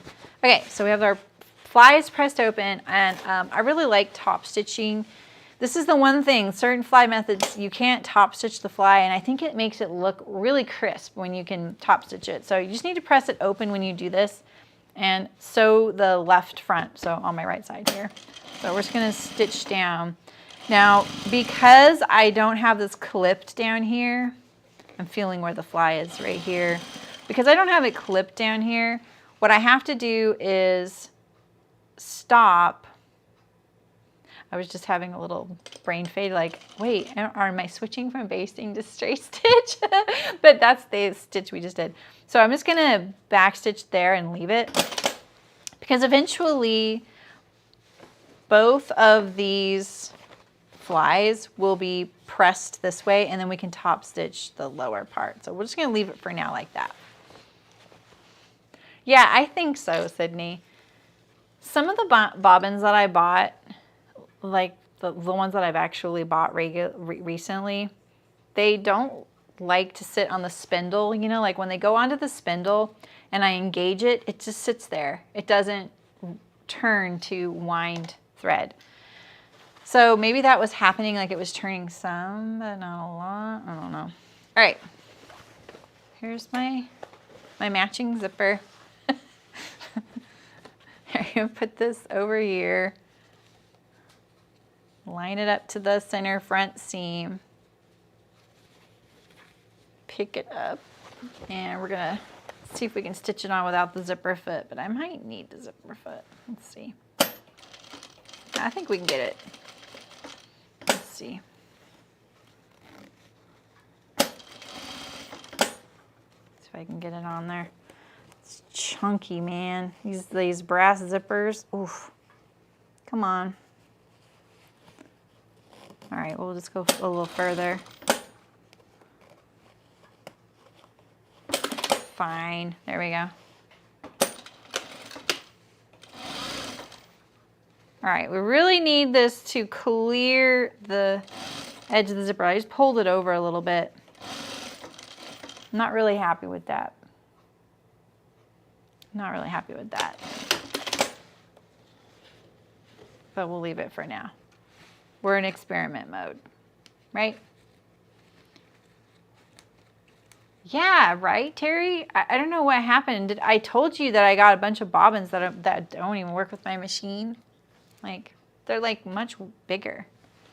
So I don't know what's up with that either. All right, now turn it, top stitch the edge here.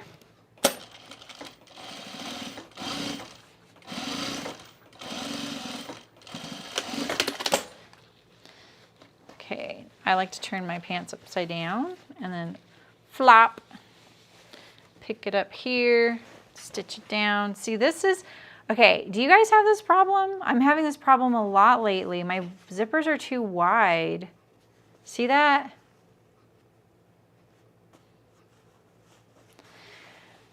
Oh, really? Hey, Christina, how's it going?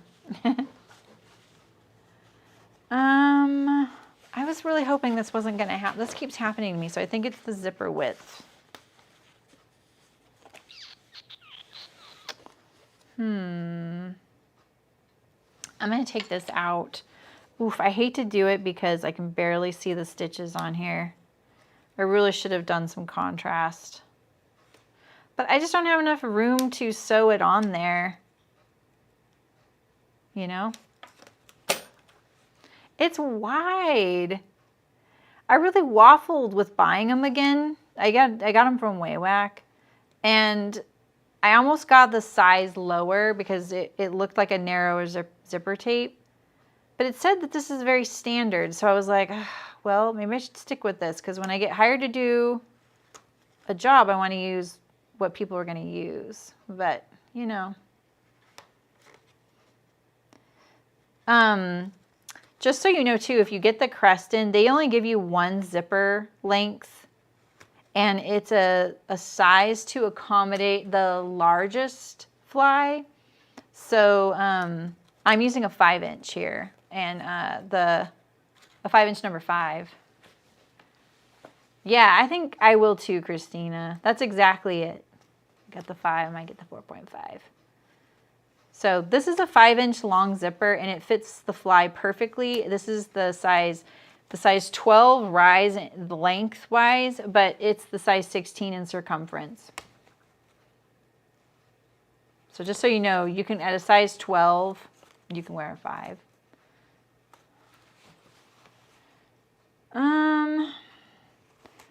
Well, the problem with that is that you have to allow for the width of the zipper. So the zipper tape, technically, it's like a 1/2 inch. I don't want it any wider. And when you're doing a zipper, I feel like zippers are one of those weird things that no one's bothered to really redesign in 100 years, you know? And no one really wants to tackle the fly. I've been playing around with it. Like I'm not afraid to change things. It's not like whatever I do though is going to revolutionize the world or catch on, but I can make it work for me, right? Oh, please measure it. Yeah, I have measured it several times. So this one here, it says 1 1/4 inches wide. Yeah, they're from Waywack. They're really wide.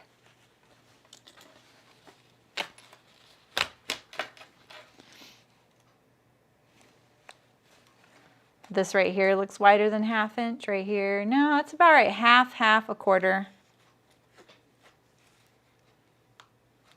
You don't really use like a seam allowance when you're doing a zipper though. It's all more of, so that's the other thing is like, even if I used a narrower zipper tape, I could put it on someone's fly who designed it for this width. So it's really how the fly is designed. Not that the Crestons are very standard, but I keep having this issue on all kinds of flies. So these are just, I think that these are like, even if they're just like 1/8 or like maybe 3/16 wider, it's enough because all this stuff interconnects. All right, so the thing I've found that works is if I place the zipper to the left of the center here a tiny bit. I don't really like doing it, but I do it. So now that moved that over almost 1/4 inch. We really need this zipper to be on here so we can attach it, right? So let's move this over. Let's try.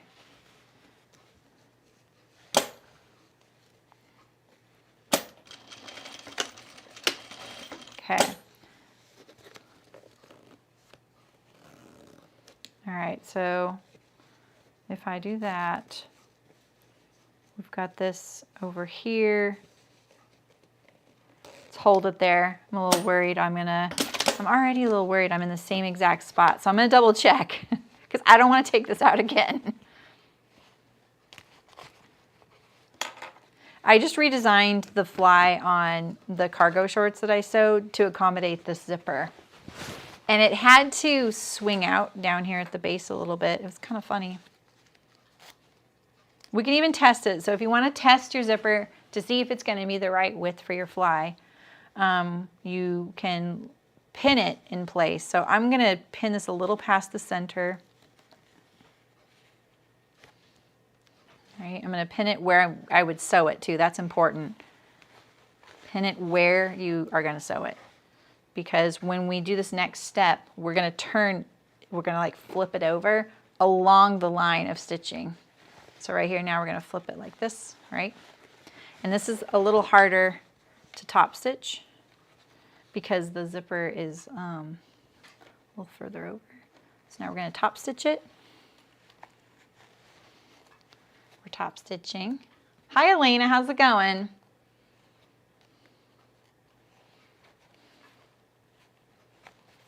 And the thing is, it's probably the teeth, you guys, that's making it wider. Maybe the tape is the same. All right, so now we flip it over here and look at that. I'm on the, that's perfect. So that's what we'll do. So if you have a really wide zipper, pushing it toward the center front is going to give you more space.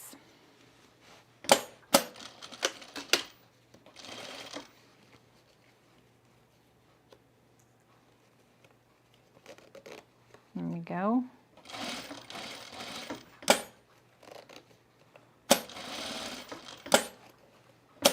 I'm gonna have to undo it. There we go, like that.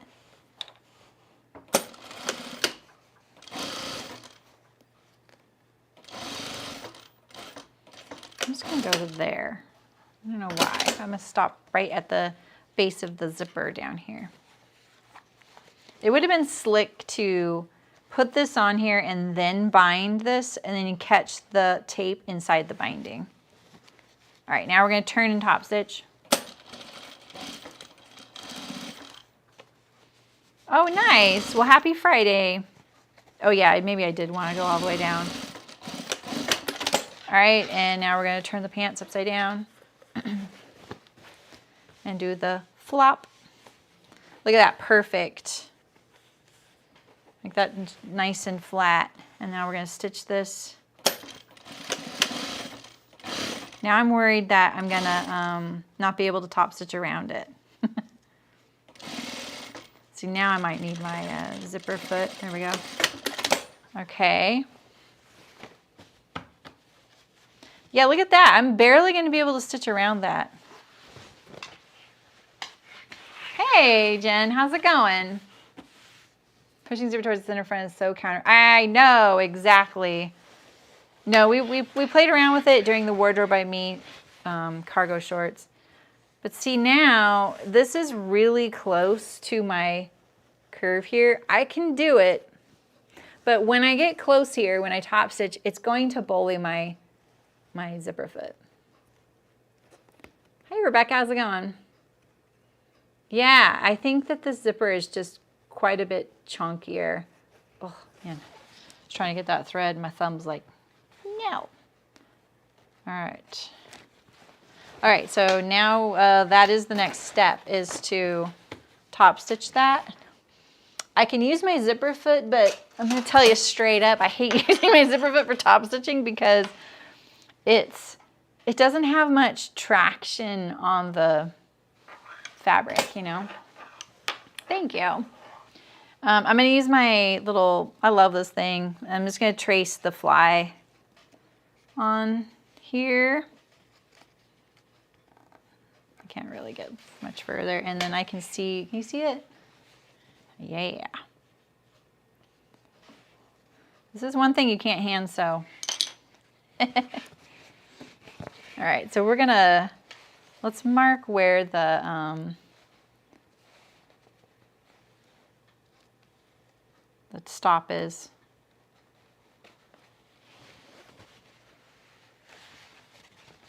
Let me use my soapstone here.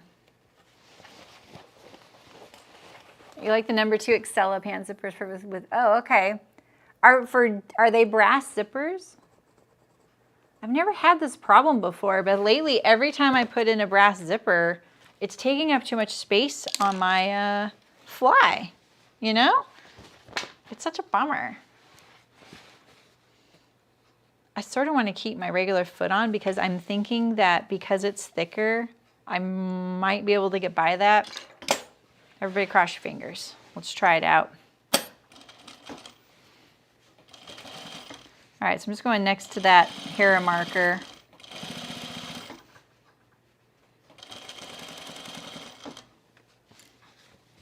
All right, we're about to throw everything on the floor here. All right, there's my, don't push my foot away. Yes, I'm flinching. No, you are. Okay, here's my, I'm trying to feel the bottom of my, okay, just making sure.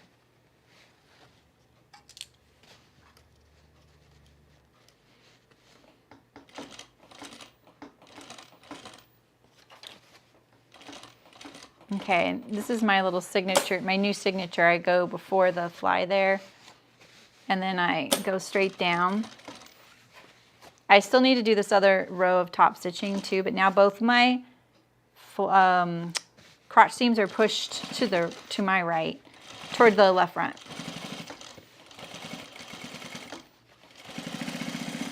And see now with the, what was I about to say? Oh, with the fly being pushed to the right, now I can top stitch this edge right here. And oh, I know what I was gonna say. Because this is so high, it allowed me to do that. If your fly is really down into this curve, you're not gonna be able to skip the clip. A trouser zipper is usually much lighter weight. It's usually plastic too. There are like finer toothed brass zippers, but you don't see them a whole lot. You want something a little softer and lighter weight. Oh, that's cool. You did a zipper like tutorial or zipper video about how they sound. I love that. And they have a much smoother. Yeah, this thing is so chunky. Oh, okay. Sydney was asking about trouser zipper. Oh, yeah. I can relate to this. It's still pretty wide, Terry. Mm-hmm. So I'm thinking that they get those because I'm sure that they're a vendor of of YKK like I used to be, and you specify all of that. It's the options are staggering what you can do. All right, so let's do our zipper shield here. I'm gonna add some interfacing. Mine are brass though. I just like, yeah, me too. Excella, I don't know that. Is that a brand of zipper or is that where you're buying them? See here, this might work.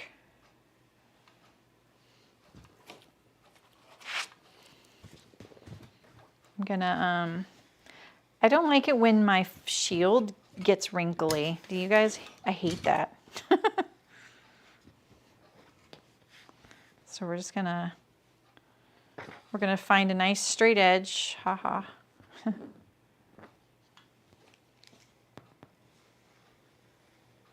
There we go. Nice straight edge. Put it in the fold here.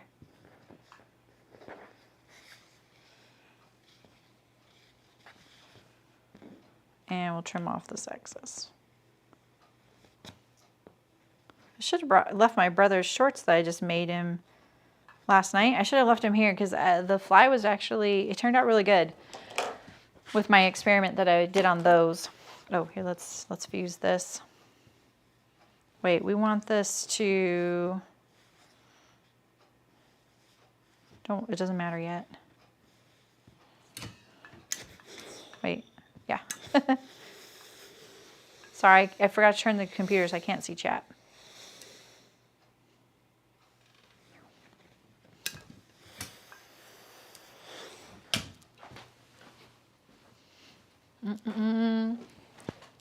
Oh, the Lux Zip, the YKK Lux Zip. Cool. I never had this issue before. It's so crazy. All right, so I want this to go like this. So this is my bottom edge here.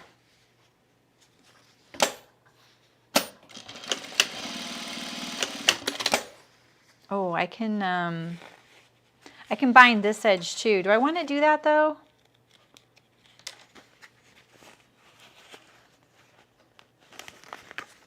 Do I want to bind this edge? Is that too bulky? We're not going to see any of my cute binding. We could even do a Hong Kong finish. That would be a little less bulky. A Hong Kong binding, or, oh sorry, you can't even see.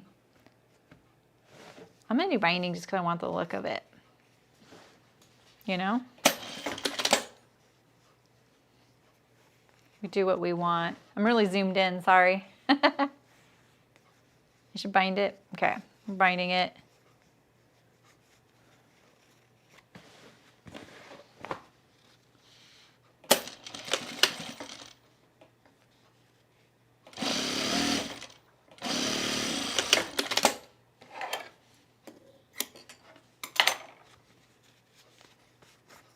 There we go.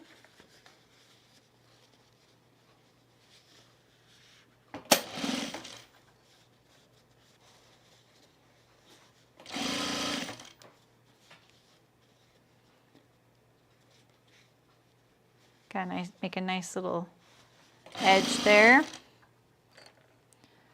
Pull in our edge. Yeah, looks good.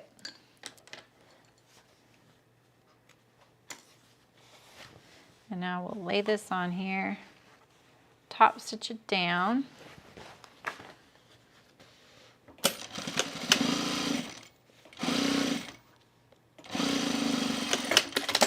And now we can do our bar tack.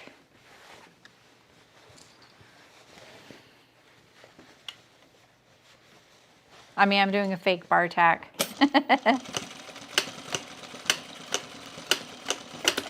There we go. And then I'm gonna do one, maybe not right there. Maybe I'll just leave it right there. There we go. Oh, let's take out the basting. I am, Elizabeth. That's really what I got the binding out for, was that inner waistband edge. I never do the waistband like that, and I really want to do it more often. I really like how not bulky it is. And it also makes it so that if I really want to change something later, it's a lot easier. So, which I tend to do. I tend to think about things and go, you know what?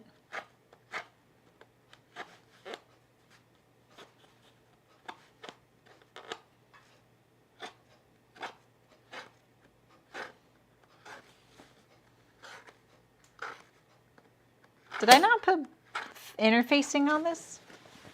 Oh, I didn't. We could pull this out from this side then. Usually I interface the fly. Maybe this pattern doesn't have you do that, so I didn't notice that it was missing. But I think it's good to do. I really don't like it when your fly gets wrinkly right here. You know what I mean? Yeah, right, Elizabeth? Exactly. Your son actually machine washes. Oh my goodness. He's just trying to save you some money on that dry cleaning. All right, he was being considerate. Hey. Hello, Avec. How's it going? I hear from the baby, never missed anything. Nice. Thank you for saying that. It's very nice of you. Jen, how long have you been doing this, like doing the YouTube thing?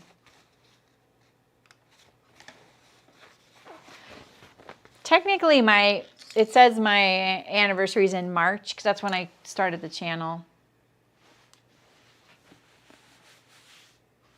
Okay. There we go. Here's our little zipper. Nice. All right, so let's do the inseam.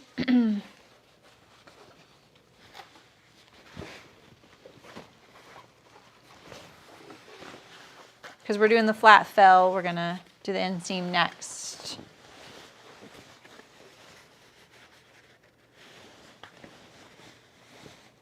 I'm pretty excited to test out my my fitting idea about the rise here versus shorts, you know.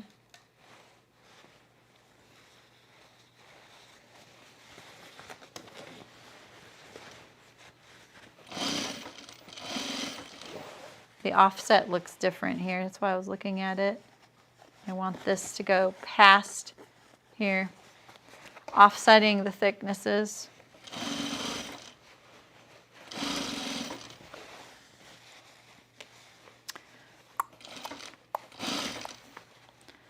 Today is our, in the guild, it's our last Zoom for summer camp sewing.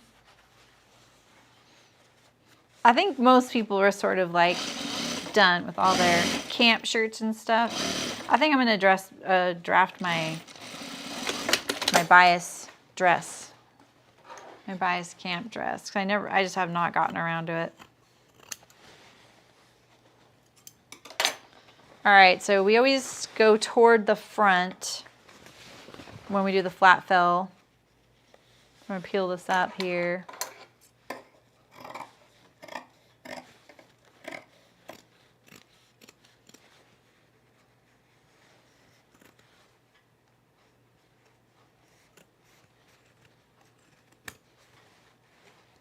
A little nervous there. Like it felt like I was cutting a little more than I should have been, right?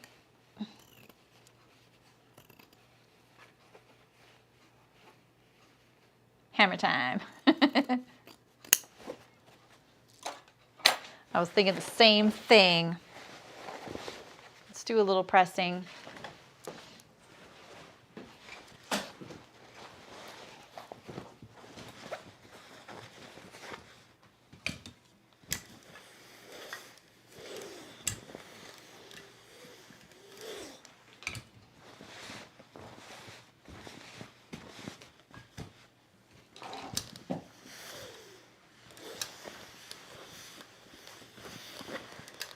Okay, there's where see that? That's where we're gonna let it know who's boss with our hammer.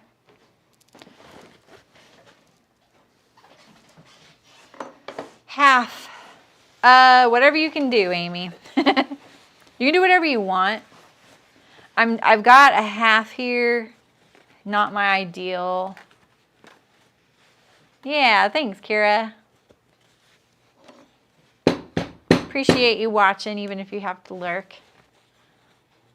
This one's pretty thick with that binding there. Look at that.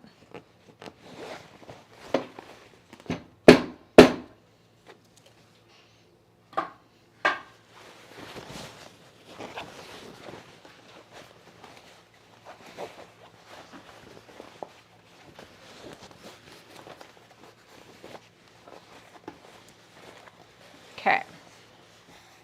Oh, don't you dare unthread on me. It's my birthday. Oh, Terry, I got the screw. Obviously, it just wasn't very tight. like the quick release one. That certainly released it just now. I didn't want it to, but it did it.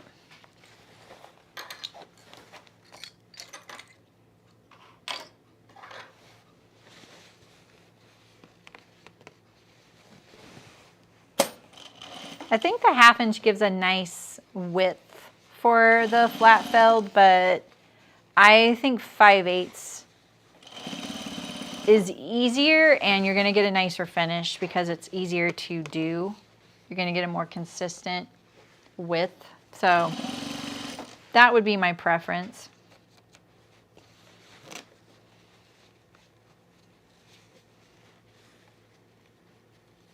Oh man, my thumb doesn't like doing stuff like that.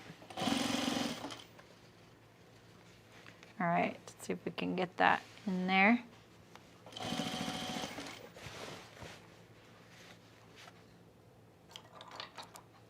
This is pretty thick right here.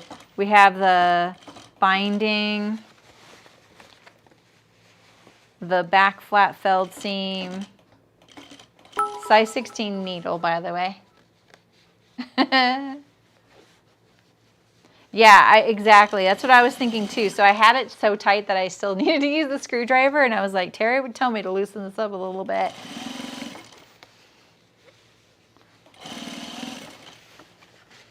I really wish it worked for the needle. I got 2, but it doesn't fit in the needle one. It looks like it might, but it doesn't. Okay, now we're gonna do our side seams.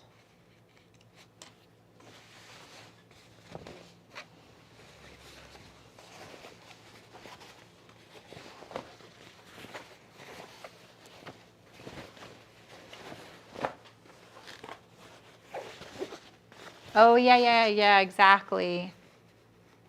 I've looked at that seam gauge a couple times. Sometimes I think I'm just trying to buy something, you know?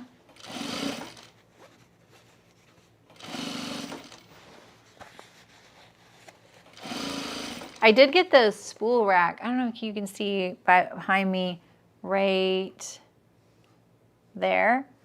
I had a rack there, but it wasn't for spools, and it was just really fiddly.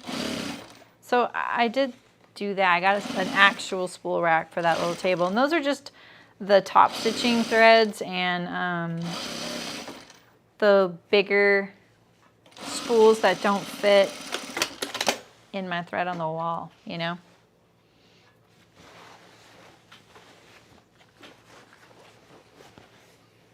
You don't, huh?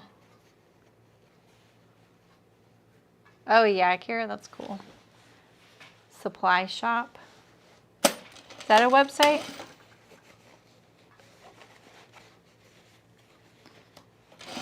All right, had to get that on there going.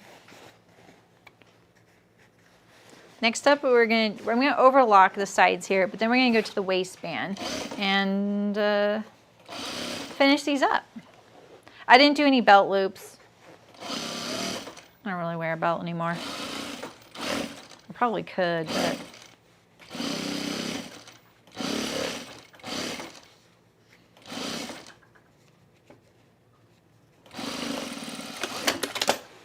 All right. Would you guys like to see the serging, or are you okay with me doing it right here? Hi, Missy. Yeah, nice to see you. Thank you, I appreciate it. nice of you to pop by. SAS. So awesome supply. Oh, okay. I thought you were saying it's so awesome that supply shop has the same gauge.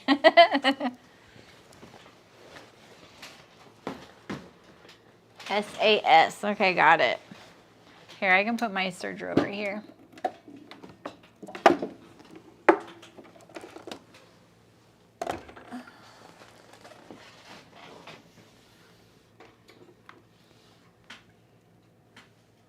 Does it go this way? It goes like this. I just have the cord on both sides, so I can just flip between it.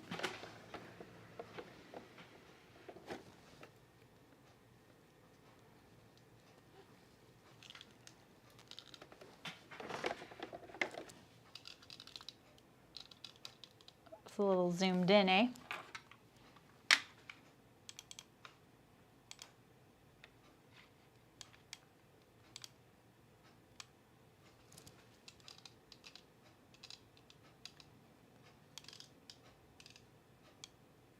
There we go. That'll work.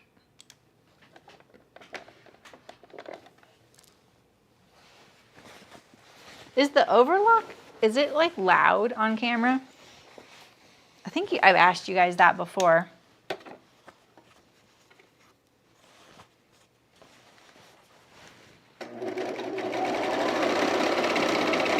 I have the stitch length pretty short, so I get a nice dense serge. I really like the way that looks, so it's a little slower.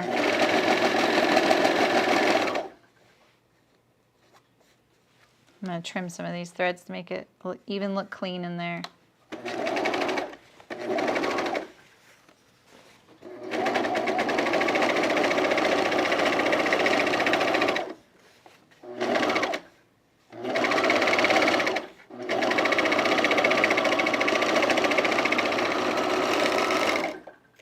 Okay.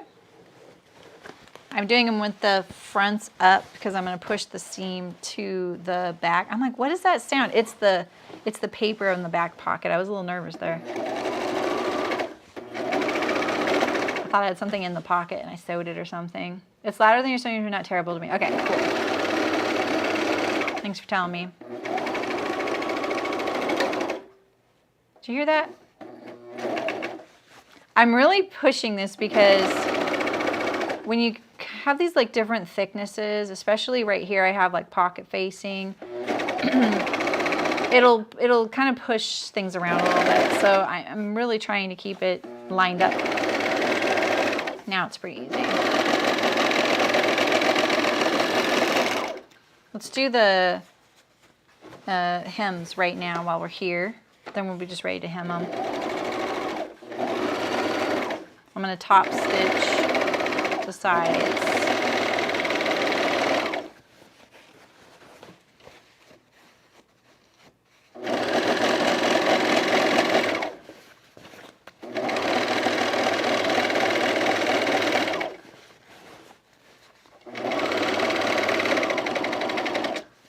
You know, it's really interesting thinking about how streaming has really changed the way I sew.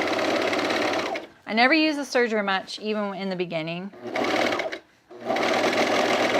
And I did that more because I felt like not everybody had a serger. And I just thought, well, let's show ways to do this without one. Sergers are great for knits and things like this. But I also know now, this right here is 4 thread. You could use 3 thread though. 3 threads sufficient completely. But now I feel like I don't use a serger much just because it's not as satisfying to watch sewing wise. It's not good TV. I don't think I really consciously realize how much I think about things like that. I'm like, well, what would be like more enjoyable to sit there and watch someone do? Like watching someone top stitch pockets could be okay. Watching them weed out the paper, eh. Unless you have a really good conversation going. And obviously today I can't stop talking for some reason, so sorry about that.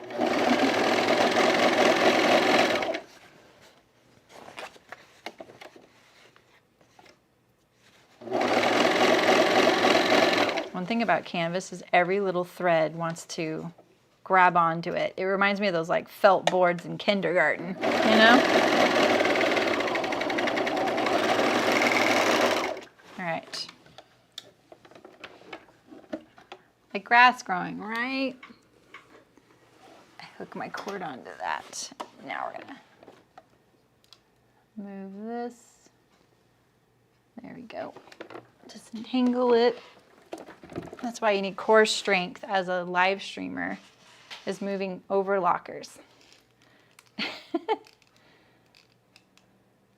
Yeah, I totally agree with that, Amy. Yeah, and I guess today I didn't show that very well. I've really gotten into doing that though lately. Like, You guys have watched me learn how to like finish when like when you go off the edge and that edge, especially like on a fly, like right here, if it's clipped, that edge is like kind of exposed. You've watched me learn how to get good at that, and now I'm just so into doing it, you know? Oh, right, Sydney, I know. Serge hems are, it's like, oh man, you're done. When you're at that point, I'm just tacking my tail down into the hem. I don't really need to since I'm going to turn it up and hem it, but I still am. Just makes it easier when I do it later. Especially say if I was using a top stitch thread and I wanted to stitch the hem from the right side, making it less fiddly to do is kind of a kindness to myself, right? All right, so let's open up the fly and then we're gonna top stitch the side seam and sew the waistband on. I think the waistband will go pretty quick because of we're binding it. It looks like it's harder, but it makes it so much faster, you know? All right, get out of the way, everybody. Two little things, man, and it just gets cluttered. They didn't design the machine for the sewist's tools. Rayanne's machine had this like little, and I bet Terry has one of these like this. Like you have enough industrials, I think, right, Terry, that you have that little, it's like a receptacle right here and to my right, and it will hold a few bobbins, a seam ripper, things like that. It's really cool. My table doesn't have that. So we're gonna go down to the bottom. Well, I would just stop here at the bottom of the pocket, right here. And I'm gonna do a fake bar tack. That's the high stress area. You don't have to do the whole side seam. You know what's funny about this design, the Creston jeans, is that it's not a typical front pocket. It's a trouser pocket. This is kind of thick right here.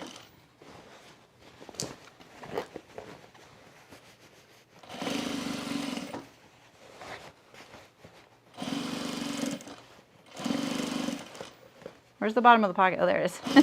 Oh, I'm so close to the side seam. Oh, man. Okay, it's okay. Look at how small that opening looks.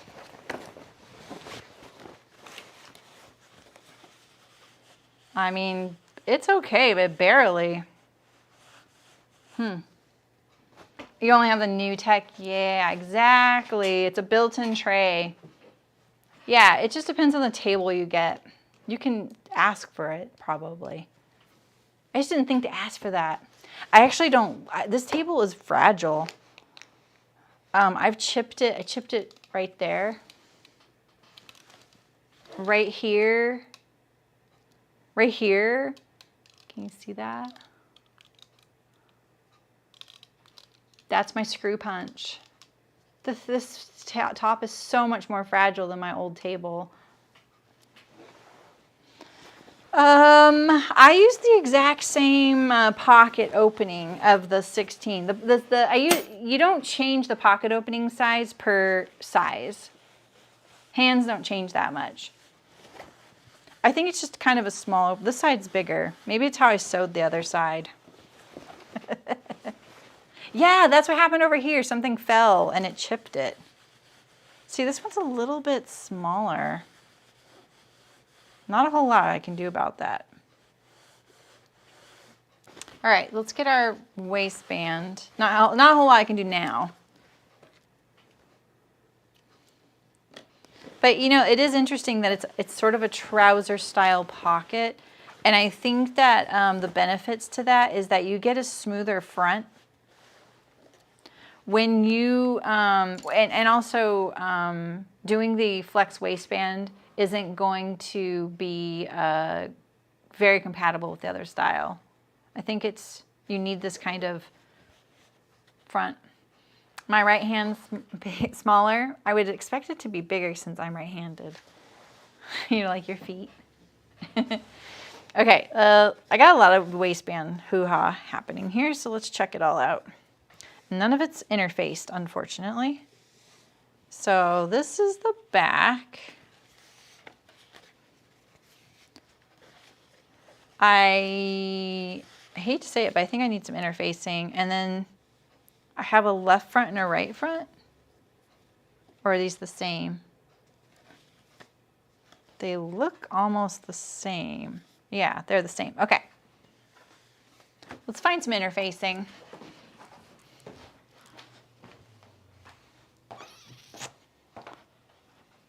I don't think my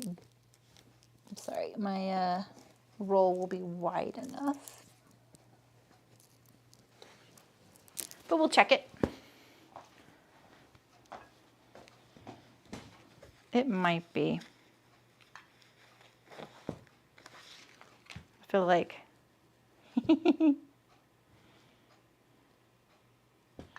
what was that I Love Lucy thing?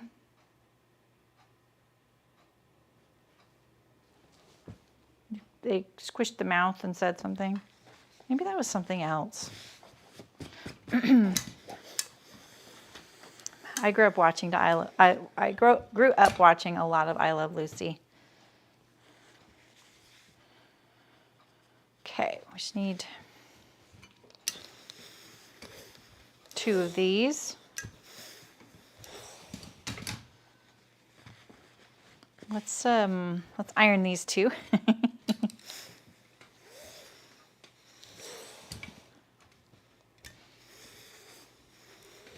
It's so nice to get this project done. It's been sitting for a couple weeks, I think, which isn't bad for my office, but I wanted them. And I cut them out kind of selfishly because Ray told me to. Hopefully she is watching. Oh, this will work pretty good.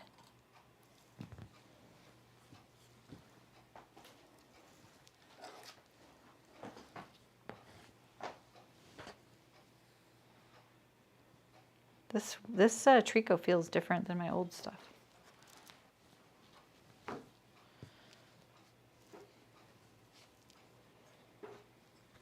So on these curves, what I sometimes do is slice it to curve along with the waistband.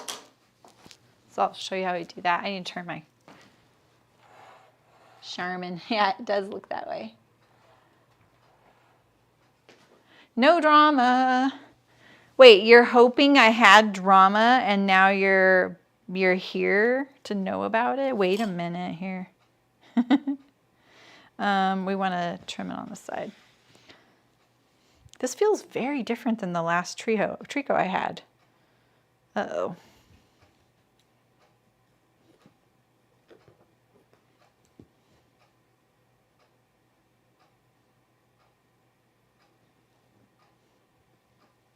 That's about all I gotta do. Okay, we'll take it.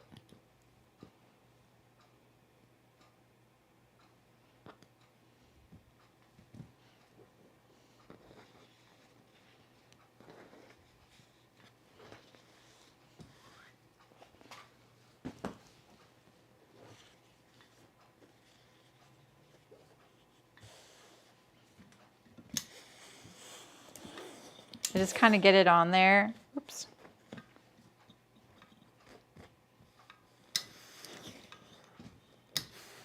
And then I'll trim off the rest of it. I like to iron this with the fabric side up because I find it easier.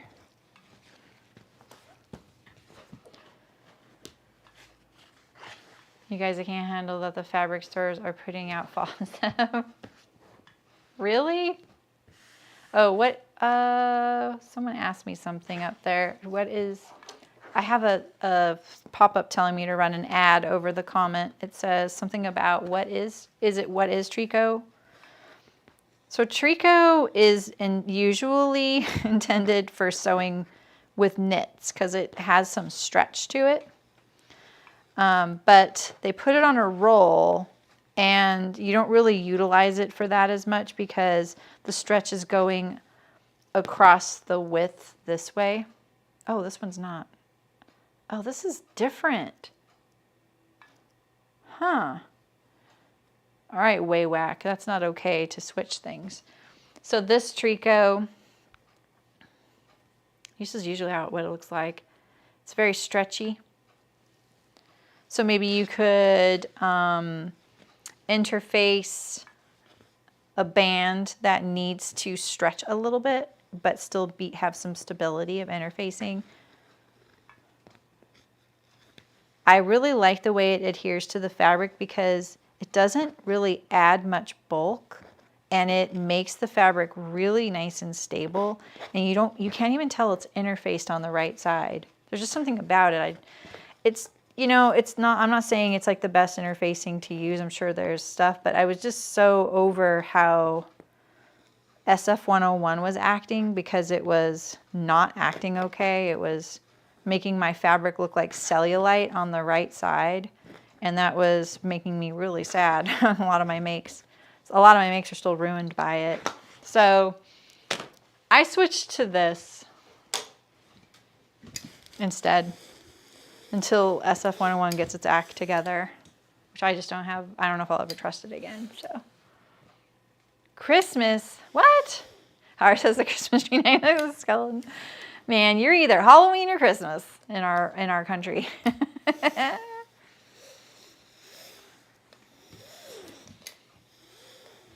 I had to go to Starbucks the other day, and I hadn't been there in like probably 3 months. So I asked her, because do you guys ever like the seasonal things they have? Well, I really like they have a pumpkin cream cheese muffin that I really like, and they start selling things like that so much earlier than you realize, and I always miss it. They also have a sugar plum little, like I think it's a Danish, maybe cheese Danish, I don't know. And I actually was like, I'm gonna ask her, do you have any seasonal stuff? And she was like, oh yeah, you're right, thank you. I'm fixing it. The audio too? Why did I don't think the audio would. No, you hate pumpkin. That's, yeah. So I do like, I don't do all the other stuff, but no problems there. I just fixed it. It was frozen. It's that one cord. There's something about the connection about it. I must have bonked it. I've tried fixing it and I'd have to buy a new cord, and I thought I had another one, so I bought a new camera. I just can't get it to work with my system. Okay. We're gonna do the side seams of the waistband. Why do those kind of not match? This tricot feels very different. I cut it so badly. All right, this is our outer waistband. The inner one is the one we're gonna bind. But I'm gonna top stitch my side seams here. Make them nice and flat. So I'm just gonna top stitch on either side of the seam. No, it wasn't your internet. This camera freezes all the time now.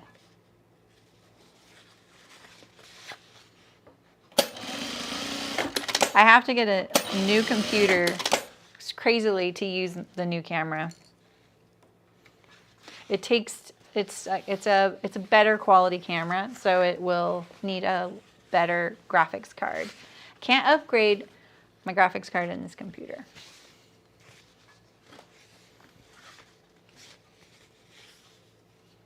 I'm just not really gonna buy a new computer for that. We'll just have to hope we get one before the new camera is not new anymore.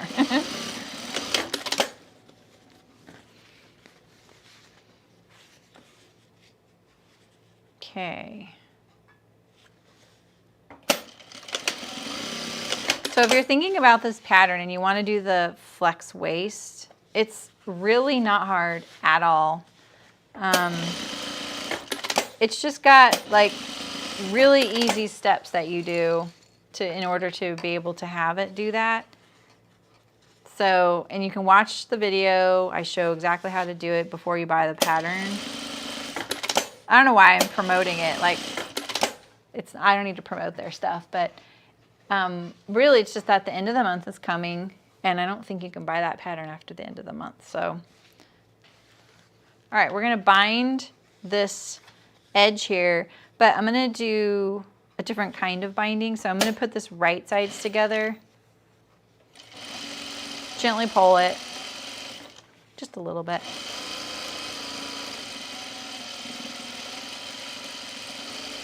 Oh, we need a label.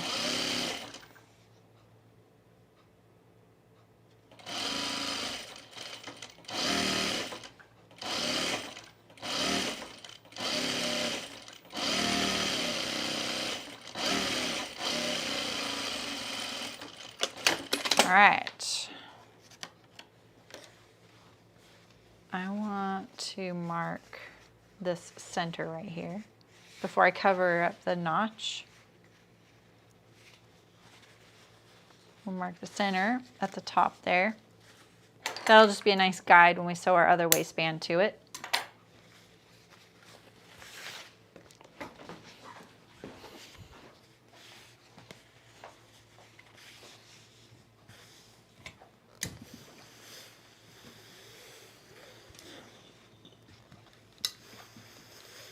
Maybe I shouldn't have pulled on this since I didn't pre-wash this.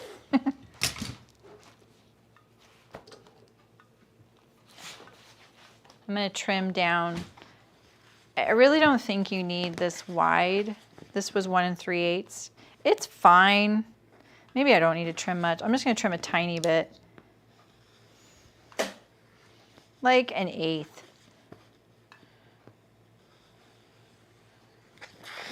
You just want to turn it so that it's flat on the other side. We don't need to turn under the edge. But we also don't want a lot flapping around under there. You'll just end up getting like a wrinkle that you don't need and a bump through your waistband. It's just, you know, it's thoughtful. It's being a little picky.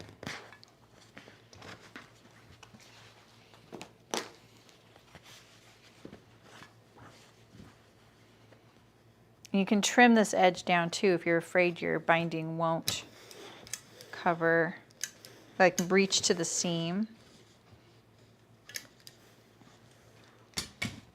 It just needs to go past the seam we sewed this on with. And I pull pretty firm. This is basically Hong Kong binding. This is how you do it. I'm kind of into it lately. I haven't done it on a project yet for my seam finish, I think, except for something we sent to Hearts, right? I'm going to trim my seam allowance down a little bit until it's a little bit wider at the other end. So we're just going to make it nice and even.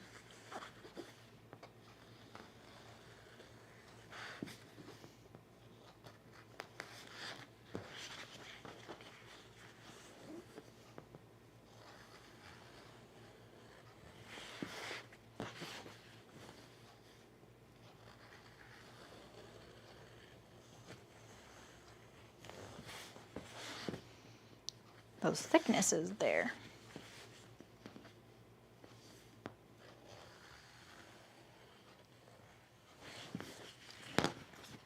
All right.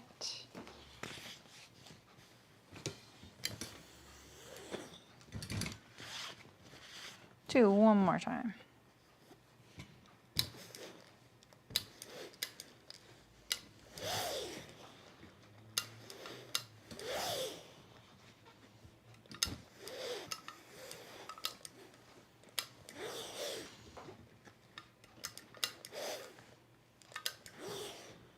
I'm going to wear my Creston jean shorts. The other ones I've made, I'm going to wear those tomorrow to the soccer game. I realized that they're the team's colors. Oh, I just made this little shirt on the dress form behind me. Yeah, right. Yeah. Exactly, Terry. Speaking of things you can't buy. Nice, Mala. That's awesome. So now we're just going to stitch in the ditch.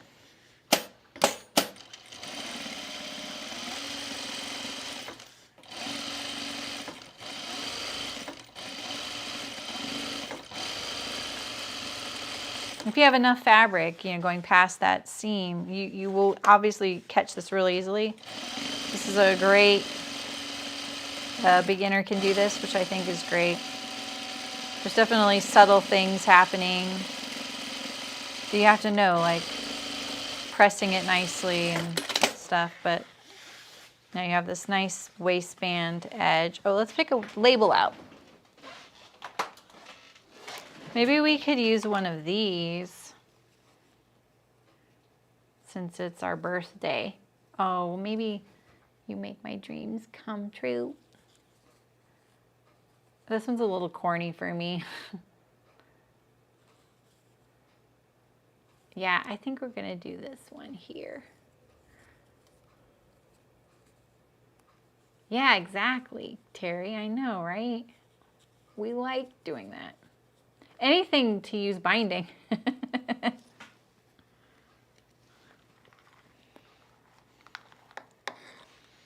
I sort of wish that the white didn't clash, you know.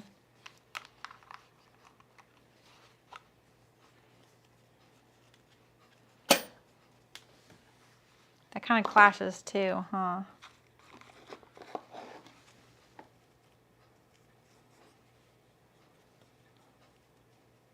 It's a little too big too. Or maybe I should just do my little sewing machine.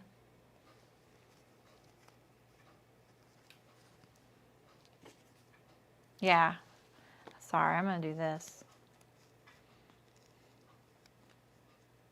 I like it with the flowers. I think it looks really cute because it's got the red thread on the machine. Yeah, sewing machine. Exactly. Where does this go? It goes like here then. Right?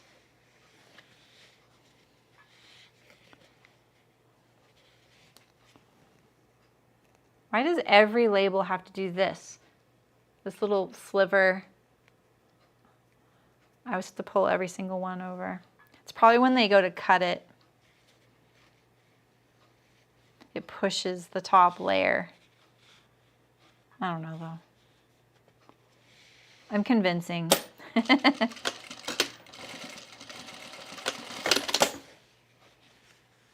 Barely caught it. That'll work though. Oh, that's true, Anne. I like that.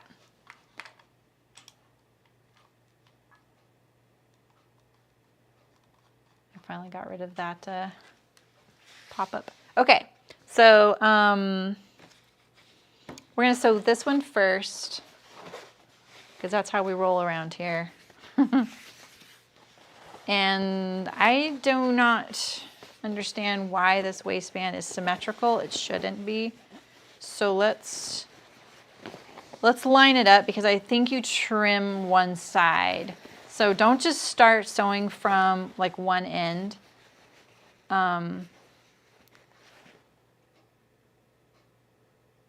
Oh, no, we don't do it this way. Because I'm like, wait, that's not going to work. You have to do it for right sides together on the outside. Sorry.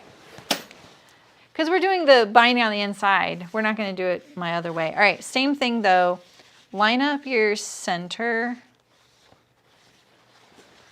Because I'm pretty sure this one has you trim off at the center front because it's asymmetrical. Your fronts are asymmetrical right now as far as it goes with because of the fly. And on the flat felled seam, this is your center, not where you folded it back. That's the center right there. So let's put a pin there. I could walk this down. If you have belt loops, don't forget your belt loops. And then trim it off now, but I'll probably just sew from the center, go to the front, flip it over and do the same. I just want to see how hard it's going to be to match it. It's just good to know things like that sometimes. This is the side you must trim, I think. Let's see. Let's hope. So you match the side seam there. Yeah, see? So don't just start from the center front, otherwise your curve will be a little bit wonky on you.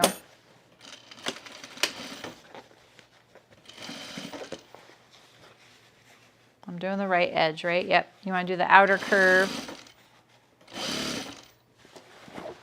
Right sides together. It's really rare I sew waistbands like this. I usually do it a completely different way.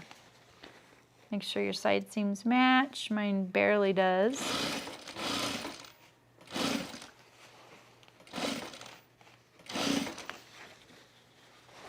Let's get this lined up here at the center front. We're gonna make it, right? I'm skeptical. If I get this to lay flat. Okay. Oh, you know what we need to do too? We need to check our center front here. So zip it up. Get this to lay pretty flat, right? That's where we sewed our seam. So let's try and line that up there. See how we have all this excess here? We really need this to be a nice, smooth transition at our center front. We also don't want to accidentally misalign our waistbands, right? So you want to make sure, because of that little gap up there, it's not wanting to reach. But I think if we stick there, and then reassure yourself that the zipper is really far away. It's, you know, like the 1/2 inch seam is right here, so you're not going to hit it. It's always good to reassure yourself, right?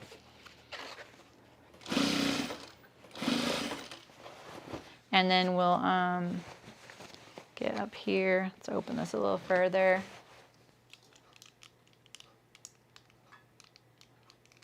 Is that bright enough for you guys? There we go. The camera's really tricky. This is why I usually zoom it in using the software, so it doesn't block my face cam. But I'm also having trouble getting it to stop twisting like that. The lighting's okay? Cool. All right. I'm gonna stop struggling with that.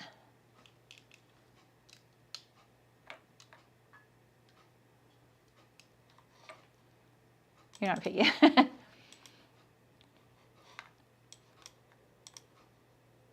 I'm a little picky.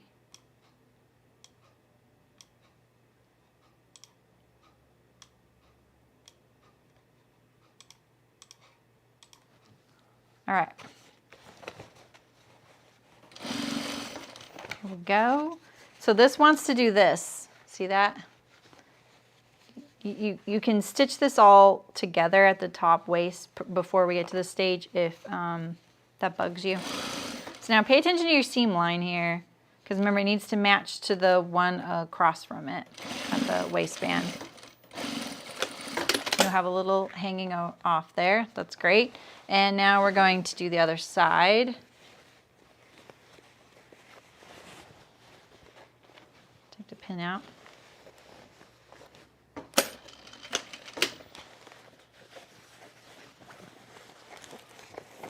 Usually I would turn the pant inside out, but we only have 1/2 a waistband to do, so I think we can handle this. Let's get our side seam to match. That notch is for a belt loop if you're using a belt loop. Do you guys like curved waistbands or do you like straight? You can usually tell someone's physique by the type of waistband they like.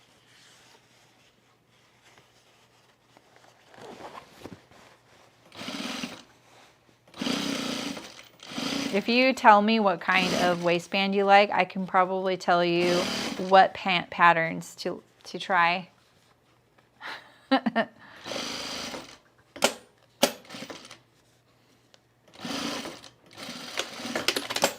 Curved. Your waistband even usually have to start. Oh, right, and exactly. You all like curved, okay. All right, so I'm gonna pull this up right now. And we're gonna do it from this side. So put this like this, give it a good tug, zip up your fly. And does your waistband match the other side? This one's going to trim, so let's just trim off that little piece there so we can see our waistband. That's pretty good. I mean, I would accept that, right? If not, if you're having, if these don't match, don't just sew with a bigger seam allowance. I hate to tell you this, but you should take out the waistband for like 4 inches and slide the waistband closer or away, you know, whatever you need to do to get the right lining up, because you can't just, you know, if this seam was like way up here and you need a bigger seam allowance, you would make your waistband too narrow and then it won't match along the top edge. So, no, not necessarily, Michelle. It just depends. Like if you don't have a lot of difference between your waist and your hips, you're straighter up and down, a straight waistband works better for you. All right, now we're going to take our other waistband and we're going to sew this right sides together along the top curved edge. Where is that center? Oh, I love how I transferred the center up here, but I didn't transfer it on this one. There it is right there, though. Well, we can use the side seams too. Roughly now. Oh yeah, that makes sense because you're a little less curvy there up high. Yeah. I like that you know that distinction. I don't think I've really thought about that. I have no curves, but I feel like a curved waistband might give me some. Oh yeah, that's true. It probably will.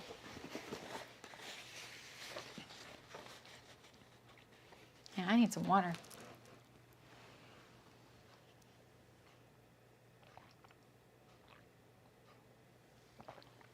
Oh, really? Let's see. What did I do to like my dons?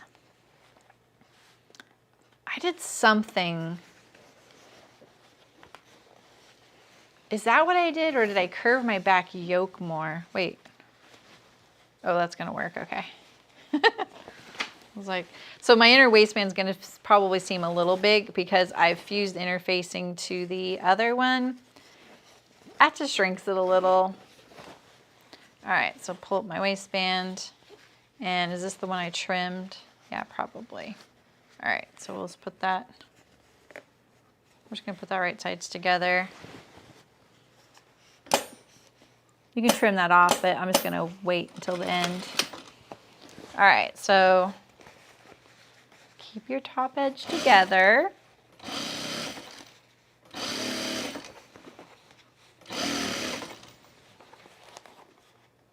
Man, the fabric just attracts the threads. This is the Sea Bright canvas from Hearts. They have so many great colors.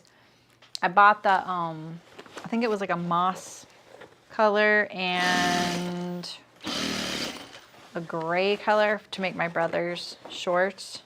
The moss color though, it's good. I kind of want a pair now out of the moss color.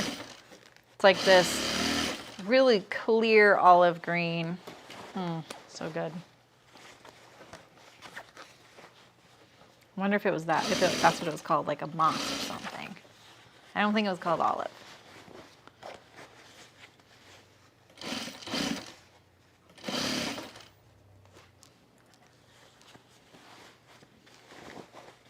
I'm gonna do a snap so I don't have to do a button and buttonhole. Okay. I think I can go straight down here.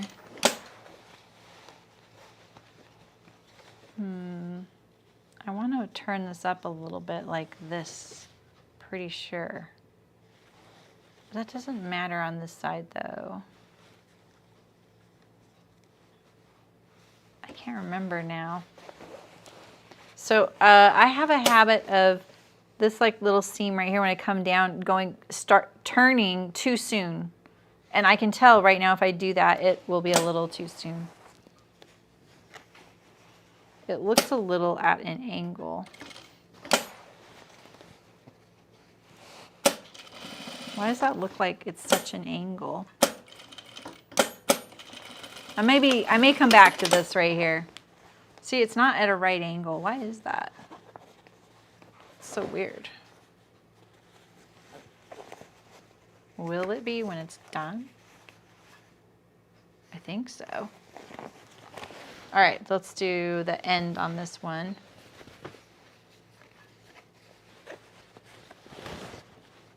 So make this nice and flat for a little while. Like, give it a good tug. You don't want to start any torquing. And then we're just going to go straight down. Put your back stitch at the corner. Or put a back stitch there if you didn't. If you already put one at the top. Get rid of all these little threads.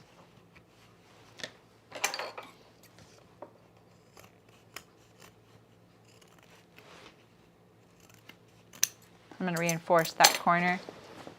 Canvas is very untrustworthy. It likes to pull out at corners and welts.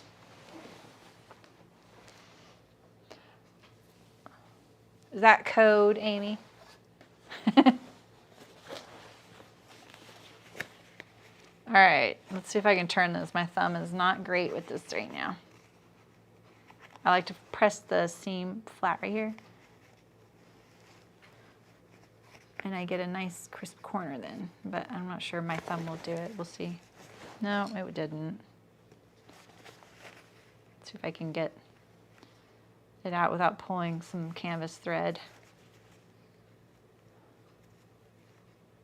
What is that? That's just a little thread. Okay. I'm like, geez. All right. It's looking pretty good. Let's look at this one over here, though. I'm gonna flip it like this and look at that. What it is right here is I think it's more along the lines of this dipping down right here. You see that? Maybe my seam allowance here is just too, it's too narrow right there. That's it. Look at that difference. Does it wrinkle a lot? I mean, I wouldn't iron it out of the laundry. If you leave it, it's gonna be wrinkly, but it comes out. Like my husband never irons his, and he has several things in this fabric. Do you want, oh here's the moss color. No, that's not it. That was something else in moss. Oh, here's a little sliver of it. Nope, that's not it either. Is there a piece in here? I got tons of it, Amy. Not tons, but I have a piece right here. Here it is, yeah. I have a little piece left.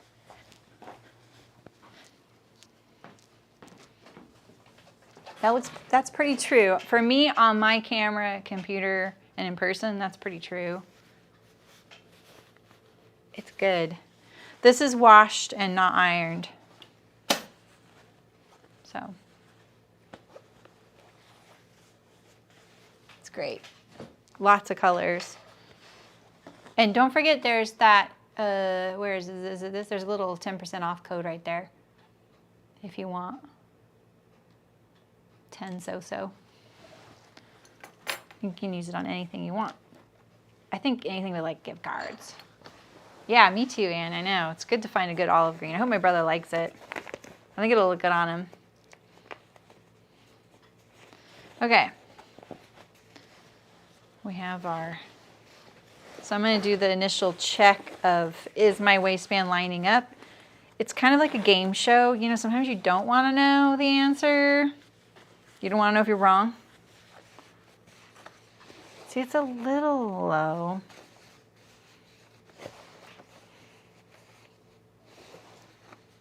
I'm going to let it slide. All right, let's iron a little bit. And all we have to do is top stitch it down now. It's definitely the easier way to go for a waistband.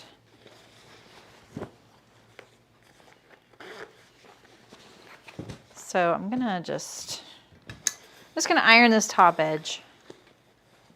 It doesn't really matter which way, but I'm gonna measure it toward the waistband.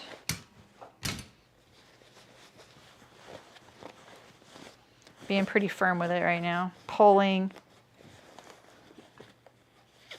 All right, this is gonna go up into the waist. This one's gonna go down into the waist, so.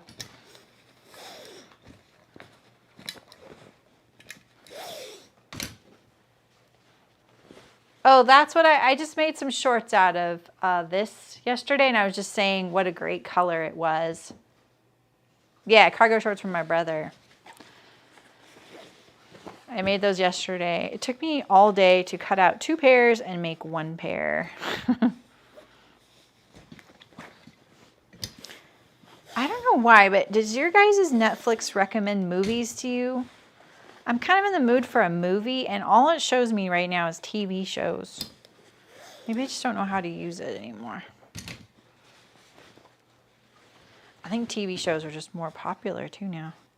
All right, now I'm gonna iron it along the top edge. I'm not gonna iron that too much because I still need to fuss with it a little bit.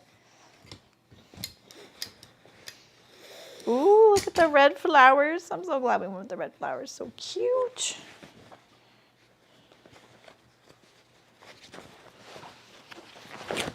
I used the Wardrobe by Me cargo shorts. I made some modifications to it.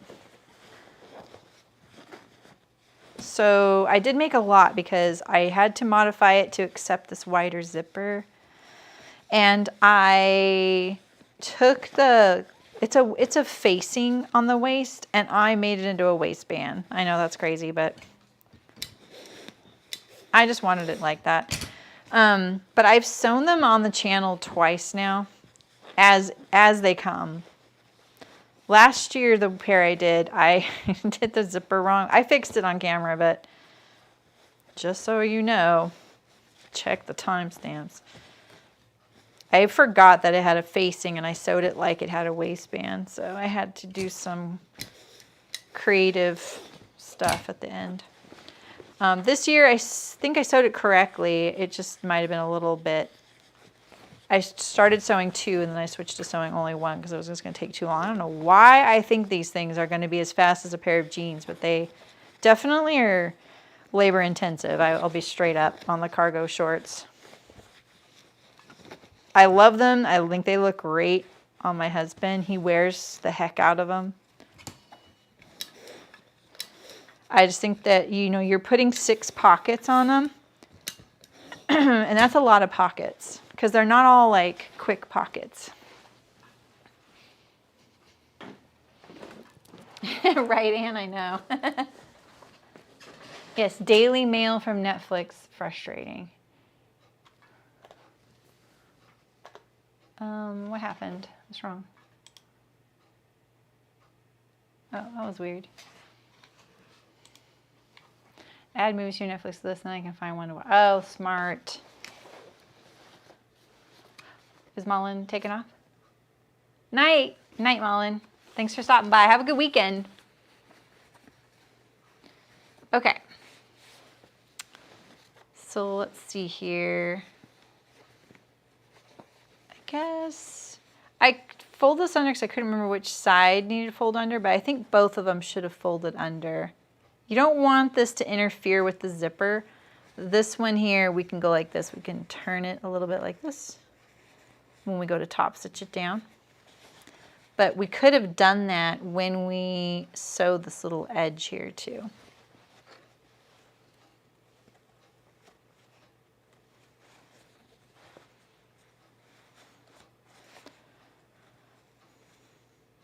Okay.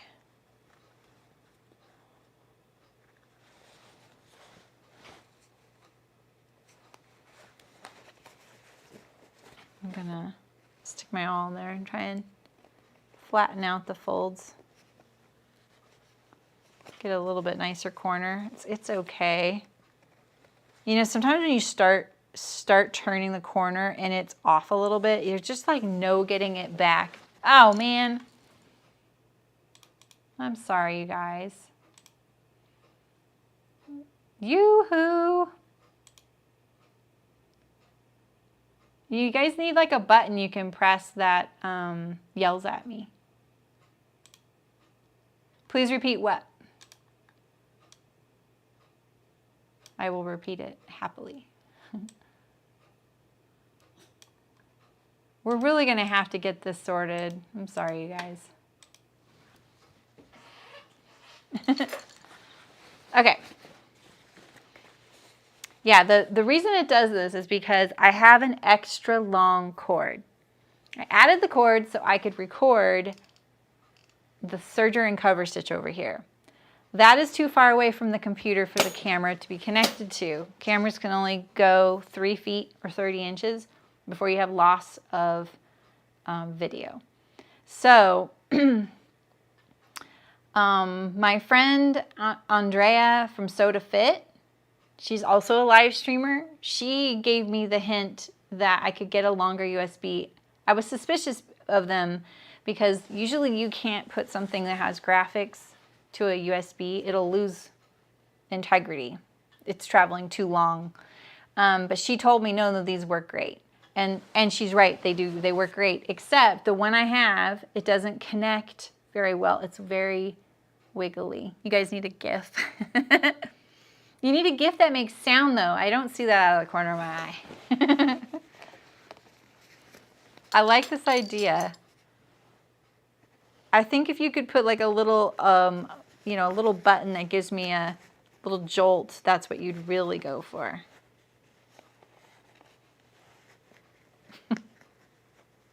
The folding, is that what you wanted? Okay, the folding.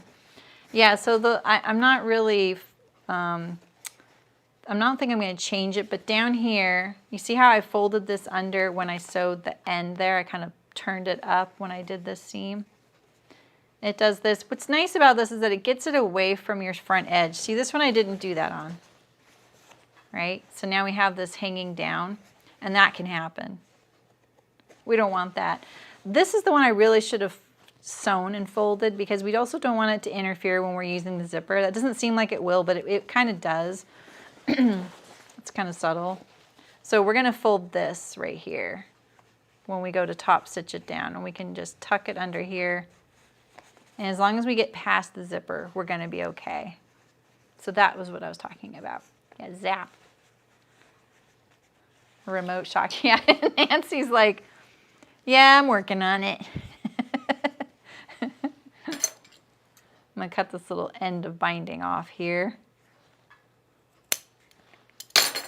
so it lays nice and flat here.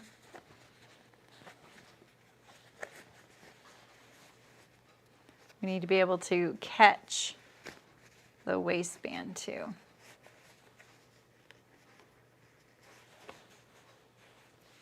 That works.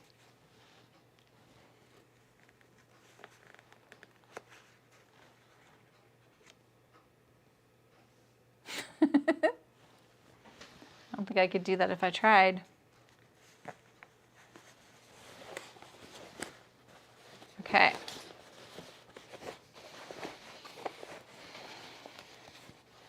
Get your waistband nice and flat.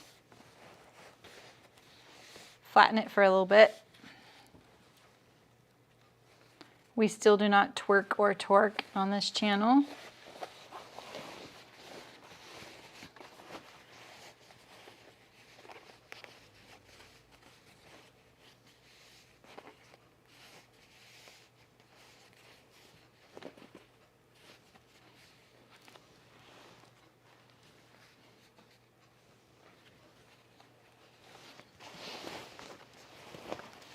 There are, like on Twitch, there's widgets that streamers can do to do an audio message. They can be problematic. We do not sit back down, Christina. When I used to say torque, there's something about the way I say that, and every time I go to say it, I try to consciously not say it in a way that reminds people of the word twerk, but that's what they thought I was saying. All right. The Creston jeans has an interesting top stitching where before you do all this, you actually do a row of top stitching on your naked waistband, basically. Like parallel down the center, and then you don't top stitch around the perimeter. It's kind of neat. All right, but I'm gonna do all the way around. I'm gonna start at the center back here, and we're gonna stitch in the ditch. So we're gonna pull this apart, and we don't really have to worry about catching the underside because since we bound it, it's hanging low. See, right here's the edge of the binding right there. So we've got plenty of room. This is why I can't pull this down. It won't stay over there anymore. Did I freeze it again? No, I didn't. Okay. I'm going to zoom in a little bit. There we go. Wait, tag? I've got the tag. I've got a tag in there, remember? It's right there. Way ahead of you.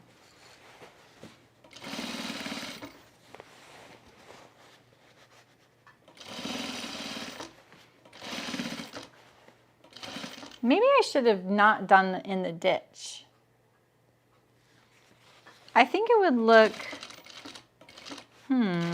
yeah, I think that traditionally,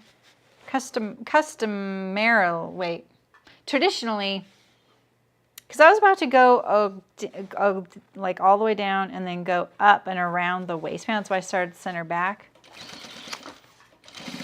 But maybe I could have just started right on the waistband instead of hiding it in the ditch. I think that would have been more consistent.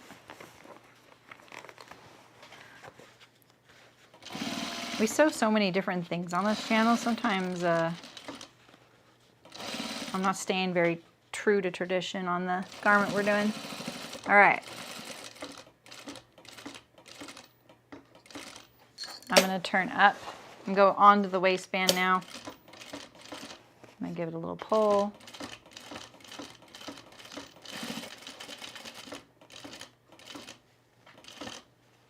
Okay. Clear the decks. Oh, I feel like we're about to run out of bobbin because we're on the home stretch.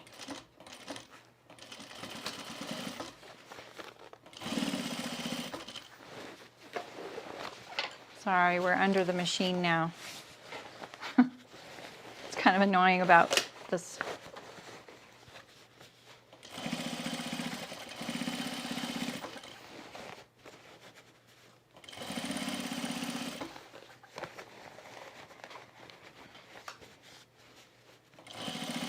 Canvas is definitely stiffer than denim, but it's not as thick in some ways because it's a looser weave.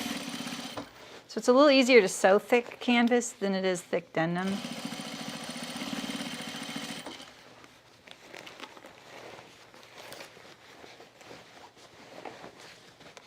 All right, we're at the center back,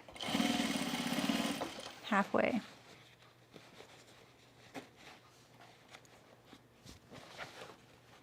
Just making Making sure my inner waistband's on the inside. I love the red flowers. That one sold out first of my bindings. And I remember thinking, oh no, I can't get any more either.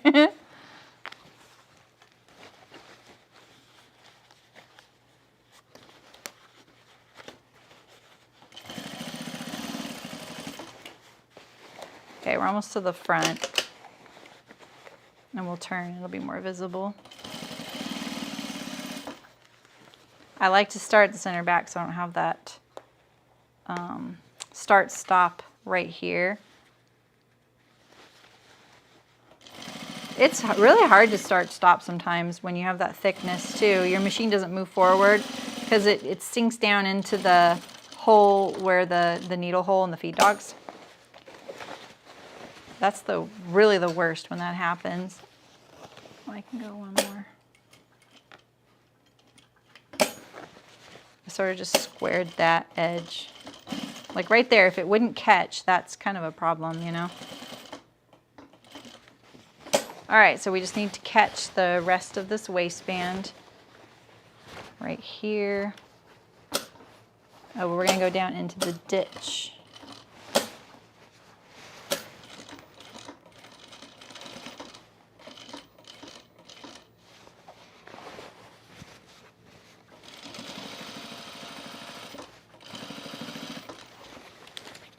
I'm not sewing anything else, right?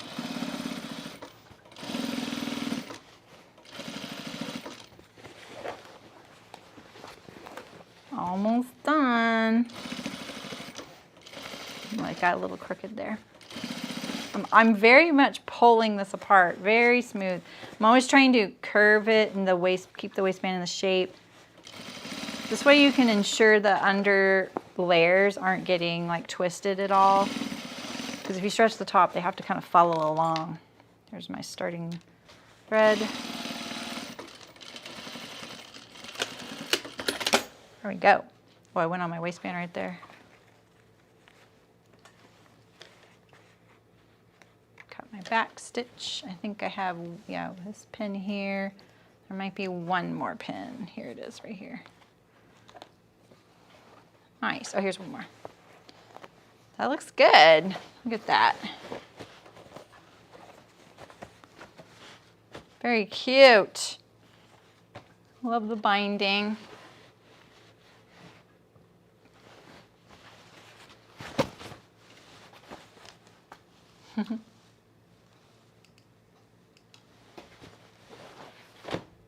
Nice.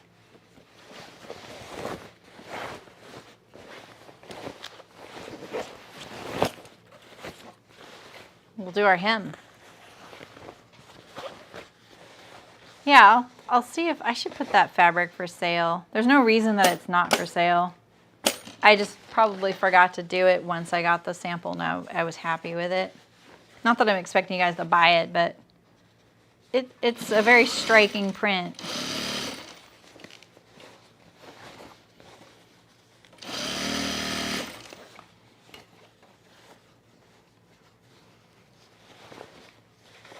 Okay.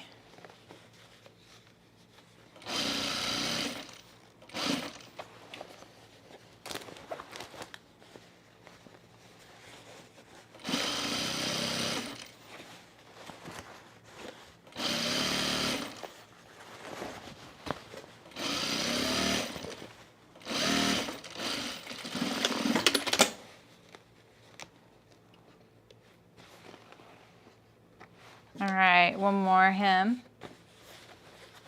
I can't wait to try these and try my whole,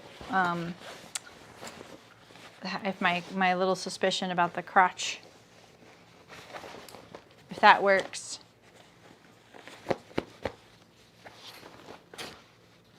You want to make a t-shirt out of it? Oh, out of the scissors. I thought you meant the red binding.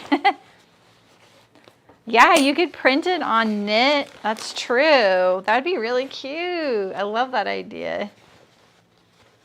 I'm kind of relying on the hem shaping here to find where this turns up. But it just looked a little wider on this side, you know?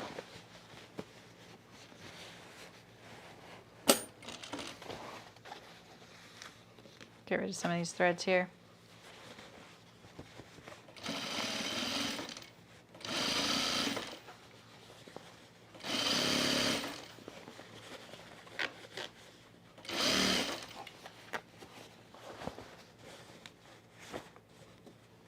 Threads. Okay, what is this right here? This is a side seam. It needs to go that way. Okay.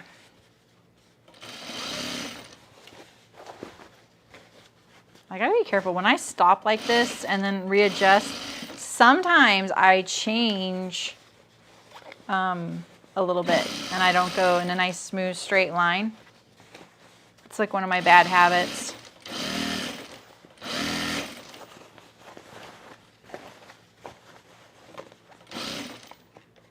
All right, here's the beginning. We just need to snap.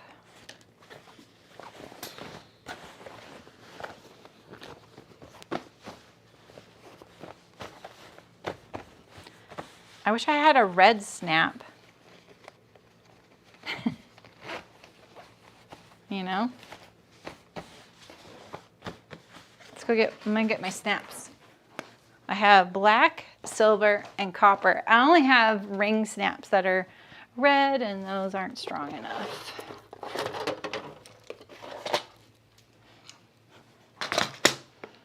We'll do black, okay? Let me just get this set.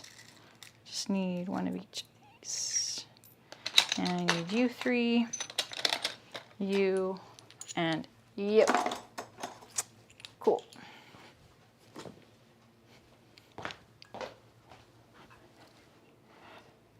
I know, red snap would be so cute. We need a cat. I'll do a black one though. Right? I think black works. Okay, so first thing we're gonna do, we're gonna cut a hole.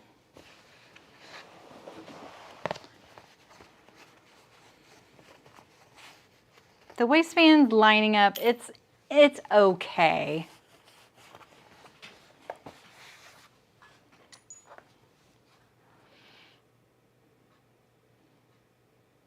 All right, look at that. That's not even that great right there. You can even see it on camera. This little edge here. When I top stitched it, it squished it out. Looks nice on the inside. Maybe kind of topped. I'm using the camera because I can't look straight down at it. It's such a chunky zipper, you know? All right, I like to go in the center, but a little bit, like as far as the center going like this, I like to go like one width above the center, you know, like right here, right? Here we go. We can use this. So,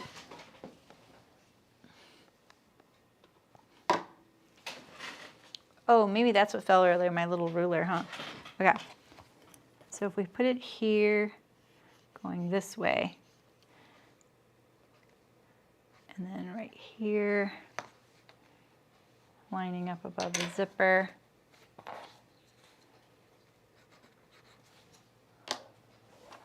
Like that. Yeah, they're so easy at the end of a project, and it's done. I'm using my screw punch. This is cheating. These are meant for paper. I have to buy tips sometimes. I need a replacement tip for this one because this one's pretty big right now. Let's get some of those out. You know what I want to? I used to have a really tiny one of these. It was Rayanne's actually, not really mine. Like I bought it for her to use, and she had it taped to her machine right here on the table. She used it all the time to cut webbing with just a little rotary knife right here. And I kind of miss having it. I probably let her keep it, and then it probably got lost in the fire. Like, I don't want it back from her. I just need, I keep wanting to buy one, but I don't see them that small very often, you know? But I started looking for it. I was like, wait, don't we have one of those? I couldn't remember. All right, so the top gets this guy here.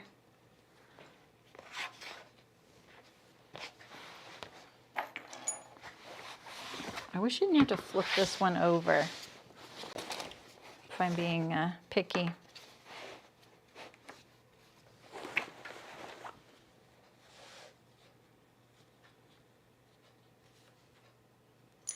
This one, the little point.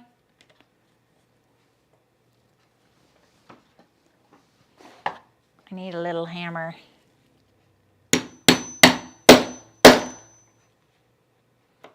I feel like I'm not being very forceful right now. Oh, I'm not. That one's very wiggly. Mainly because I don't want to hurt my machine table.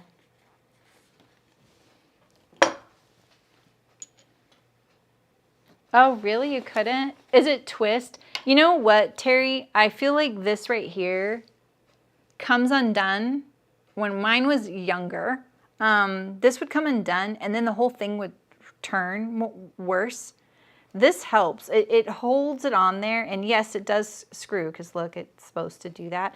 But I could hold it to stay center, and then it wouldn't move everything. It wouldn't like you know how sometimes like it'll do it and it'll go across the fabric like this. It'll travel. I have less problem with it if that's really tight. But I know what you're talking about. That it can be kind of a problem. It's for paper. I admit. Yeah, it doesn't stay. Yeah, I know exactly what you mean. Yeah, it's. I'm not trying to advocate using the screw punch. That's for sure. I only need this one. I grabbed that other tool. This one always goes on nice. But I am being a little bit conservative right now because I'm on my machine table. There we go. Done. No button or buttonhole. No regrets.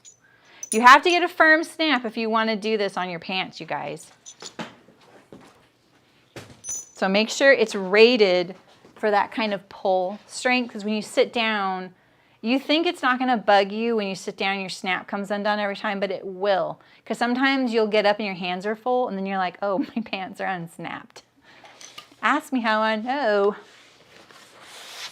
Yeah, it's great on patterns. I agree. Great for little drill holes for your darts and things. Look at that. Let me zoom out a little bit. A lot of you came today. Thanks for showing up. There we go. I'm asking you to go this way. There we go.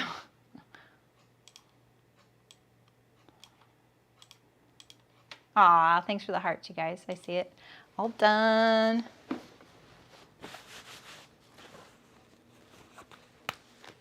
The zipper was sticking up. I was like, why isn't that laying nice and flat?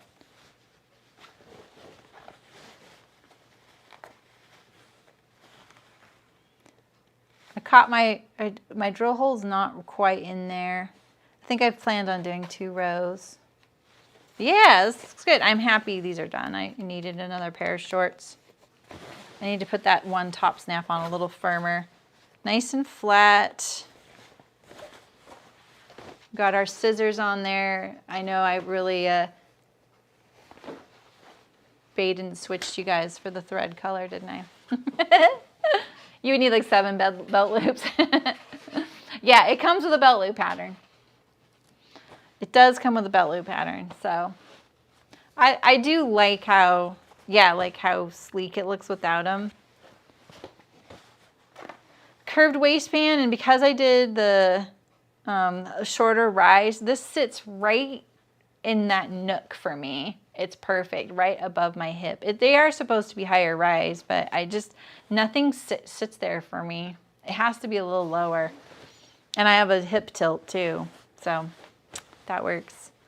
Well, thanks for coming, you guys. Thanks for celebrating the 5 years of So-So. I think we're like at 600 videos. I kind of want to know. Where does it say that? I think it's like 640.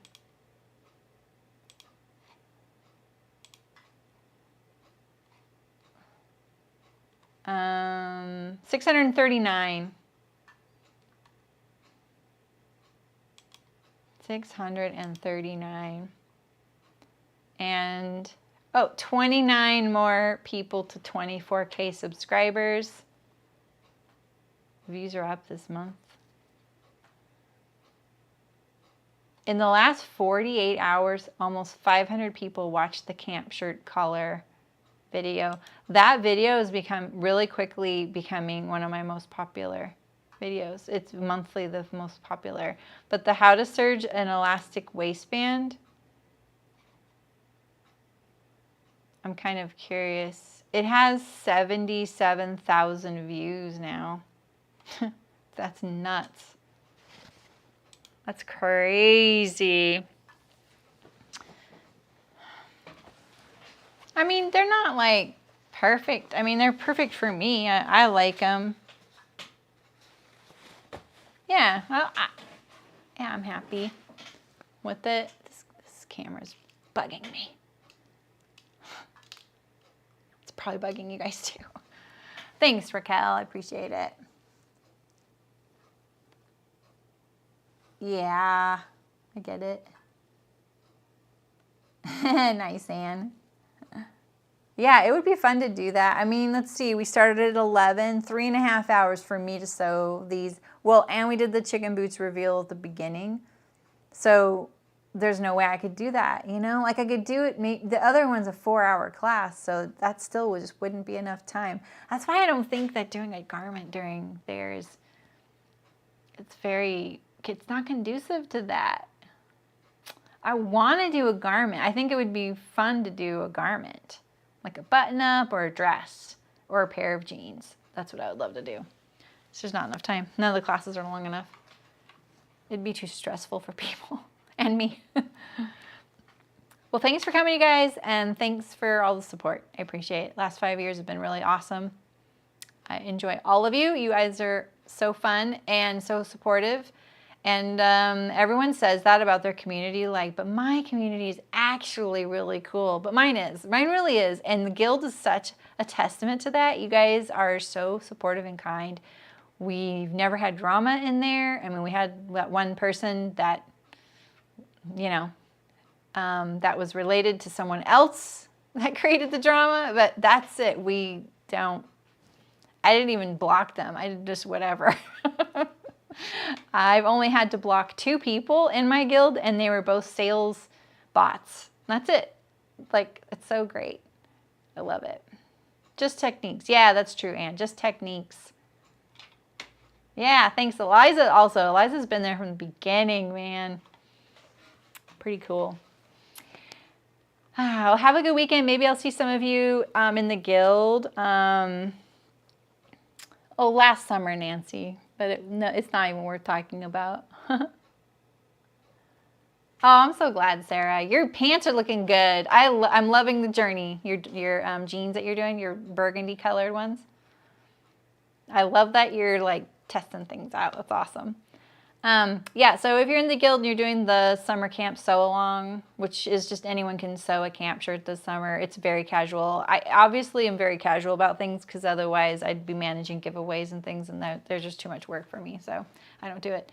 And you guys want the things you want. You don't want some random stuff, right? So maybe I'll see you this afternoon, and otherwise, I don't know when I'll see you. It's more fun now that the front crotch is insanely baggy. Oh, the front crotch was baggy too, but it was tight across the front thigh. Crazy. Pants are weird. You know what I do sometimes, Sarah? I turn the picture of the pants upside down and think of them as an armhole and a sleeve. It helps me. Oh, your other pants. Okay, got it. Cool. All right, you guys. I'll see you guys soon. Have a good weekend. And thanks. Thanks a bunch. Bye.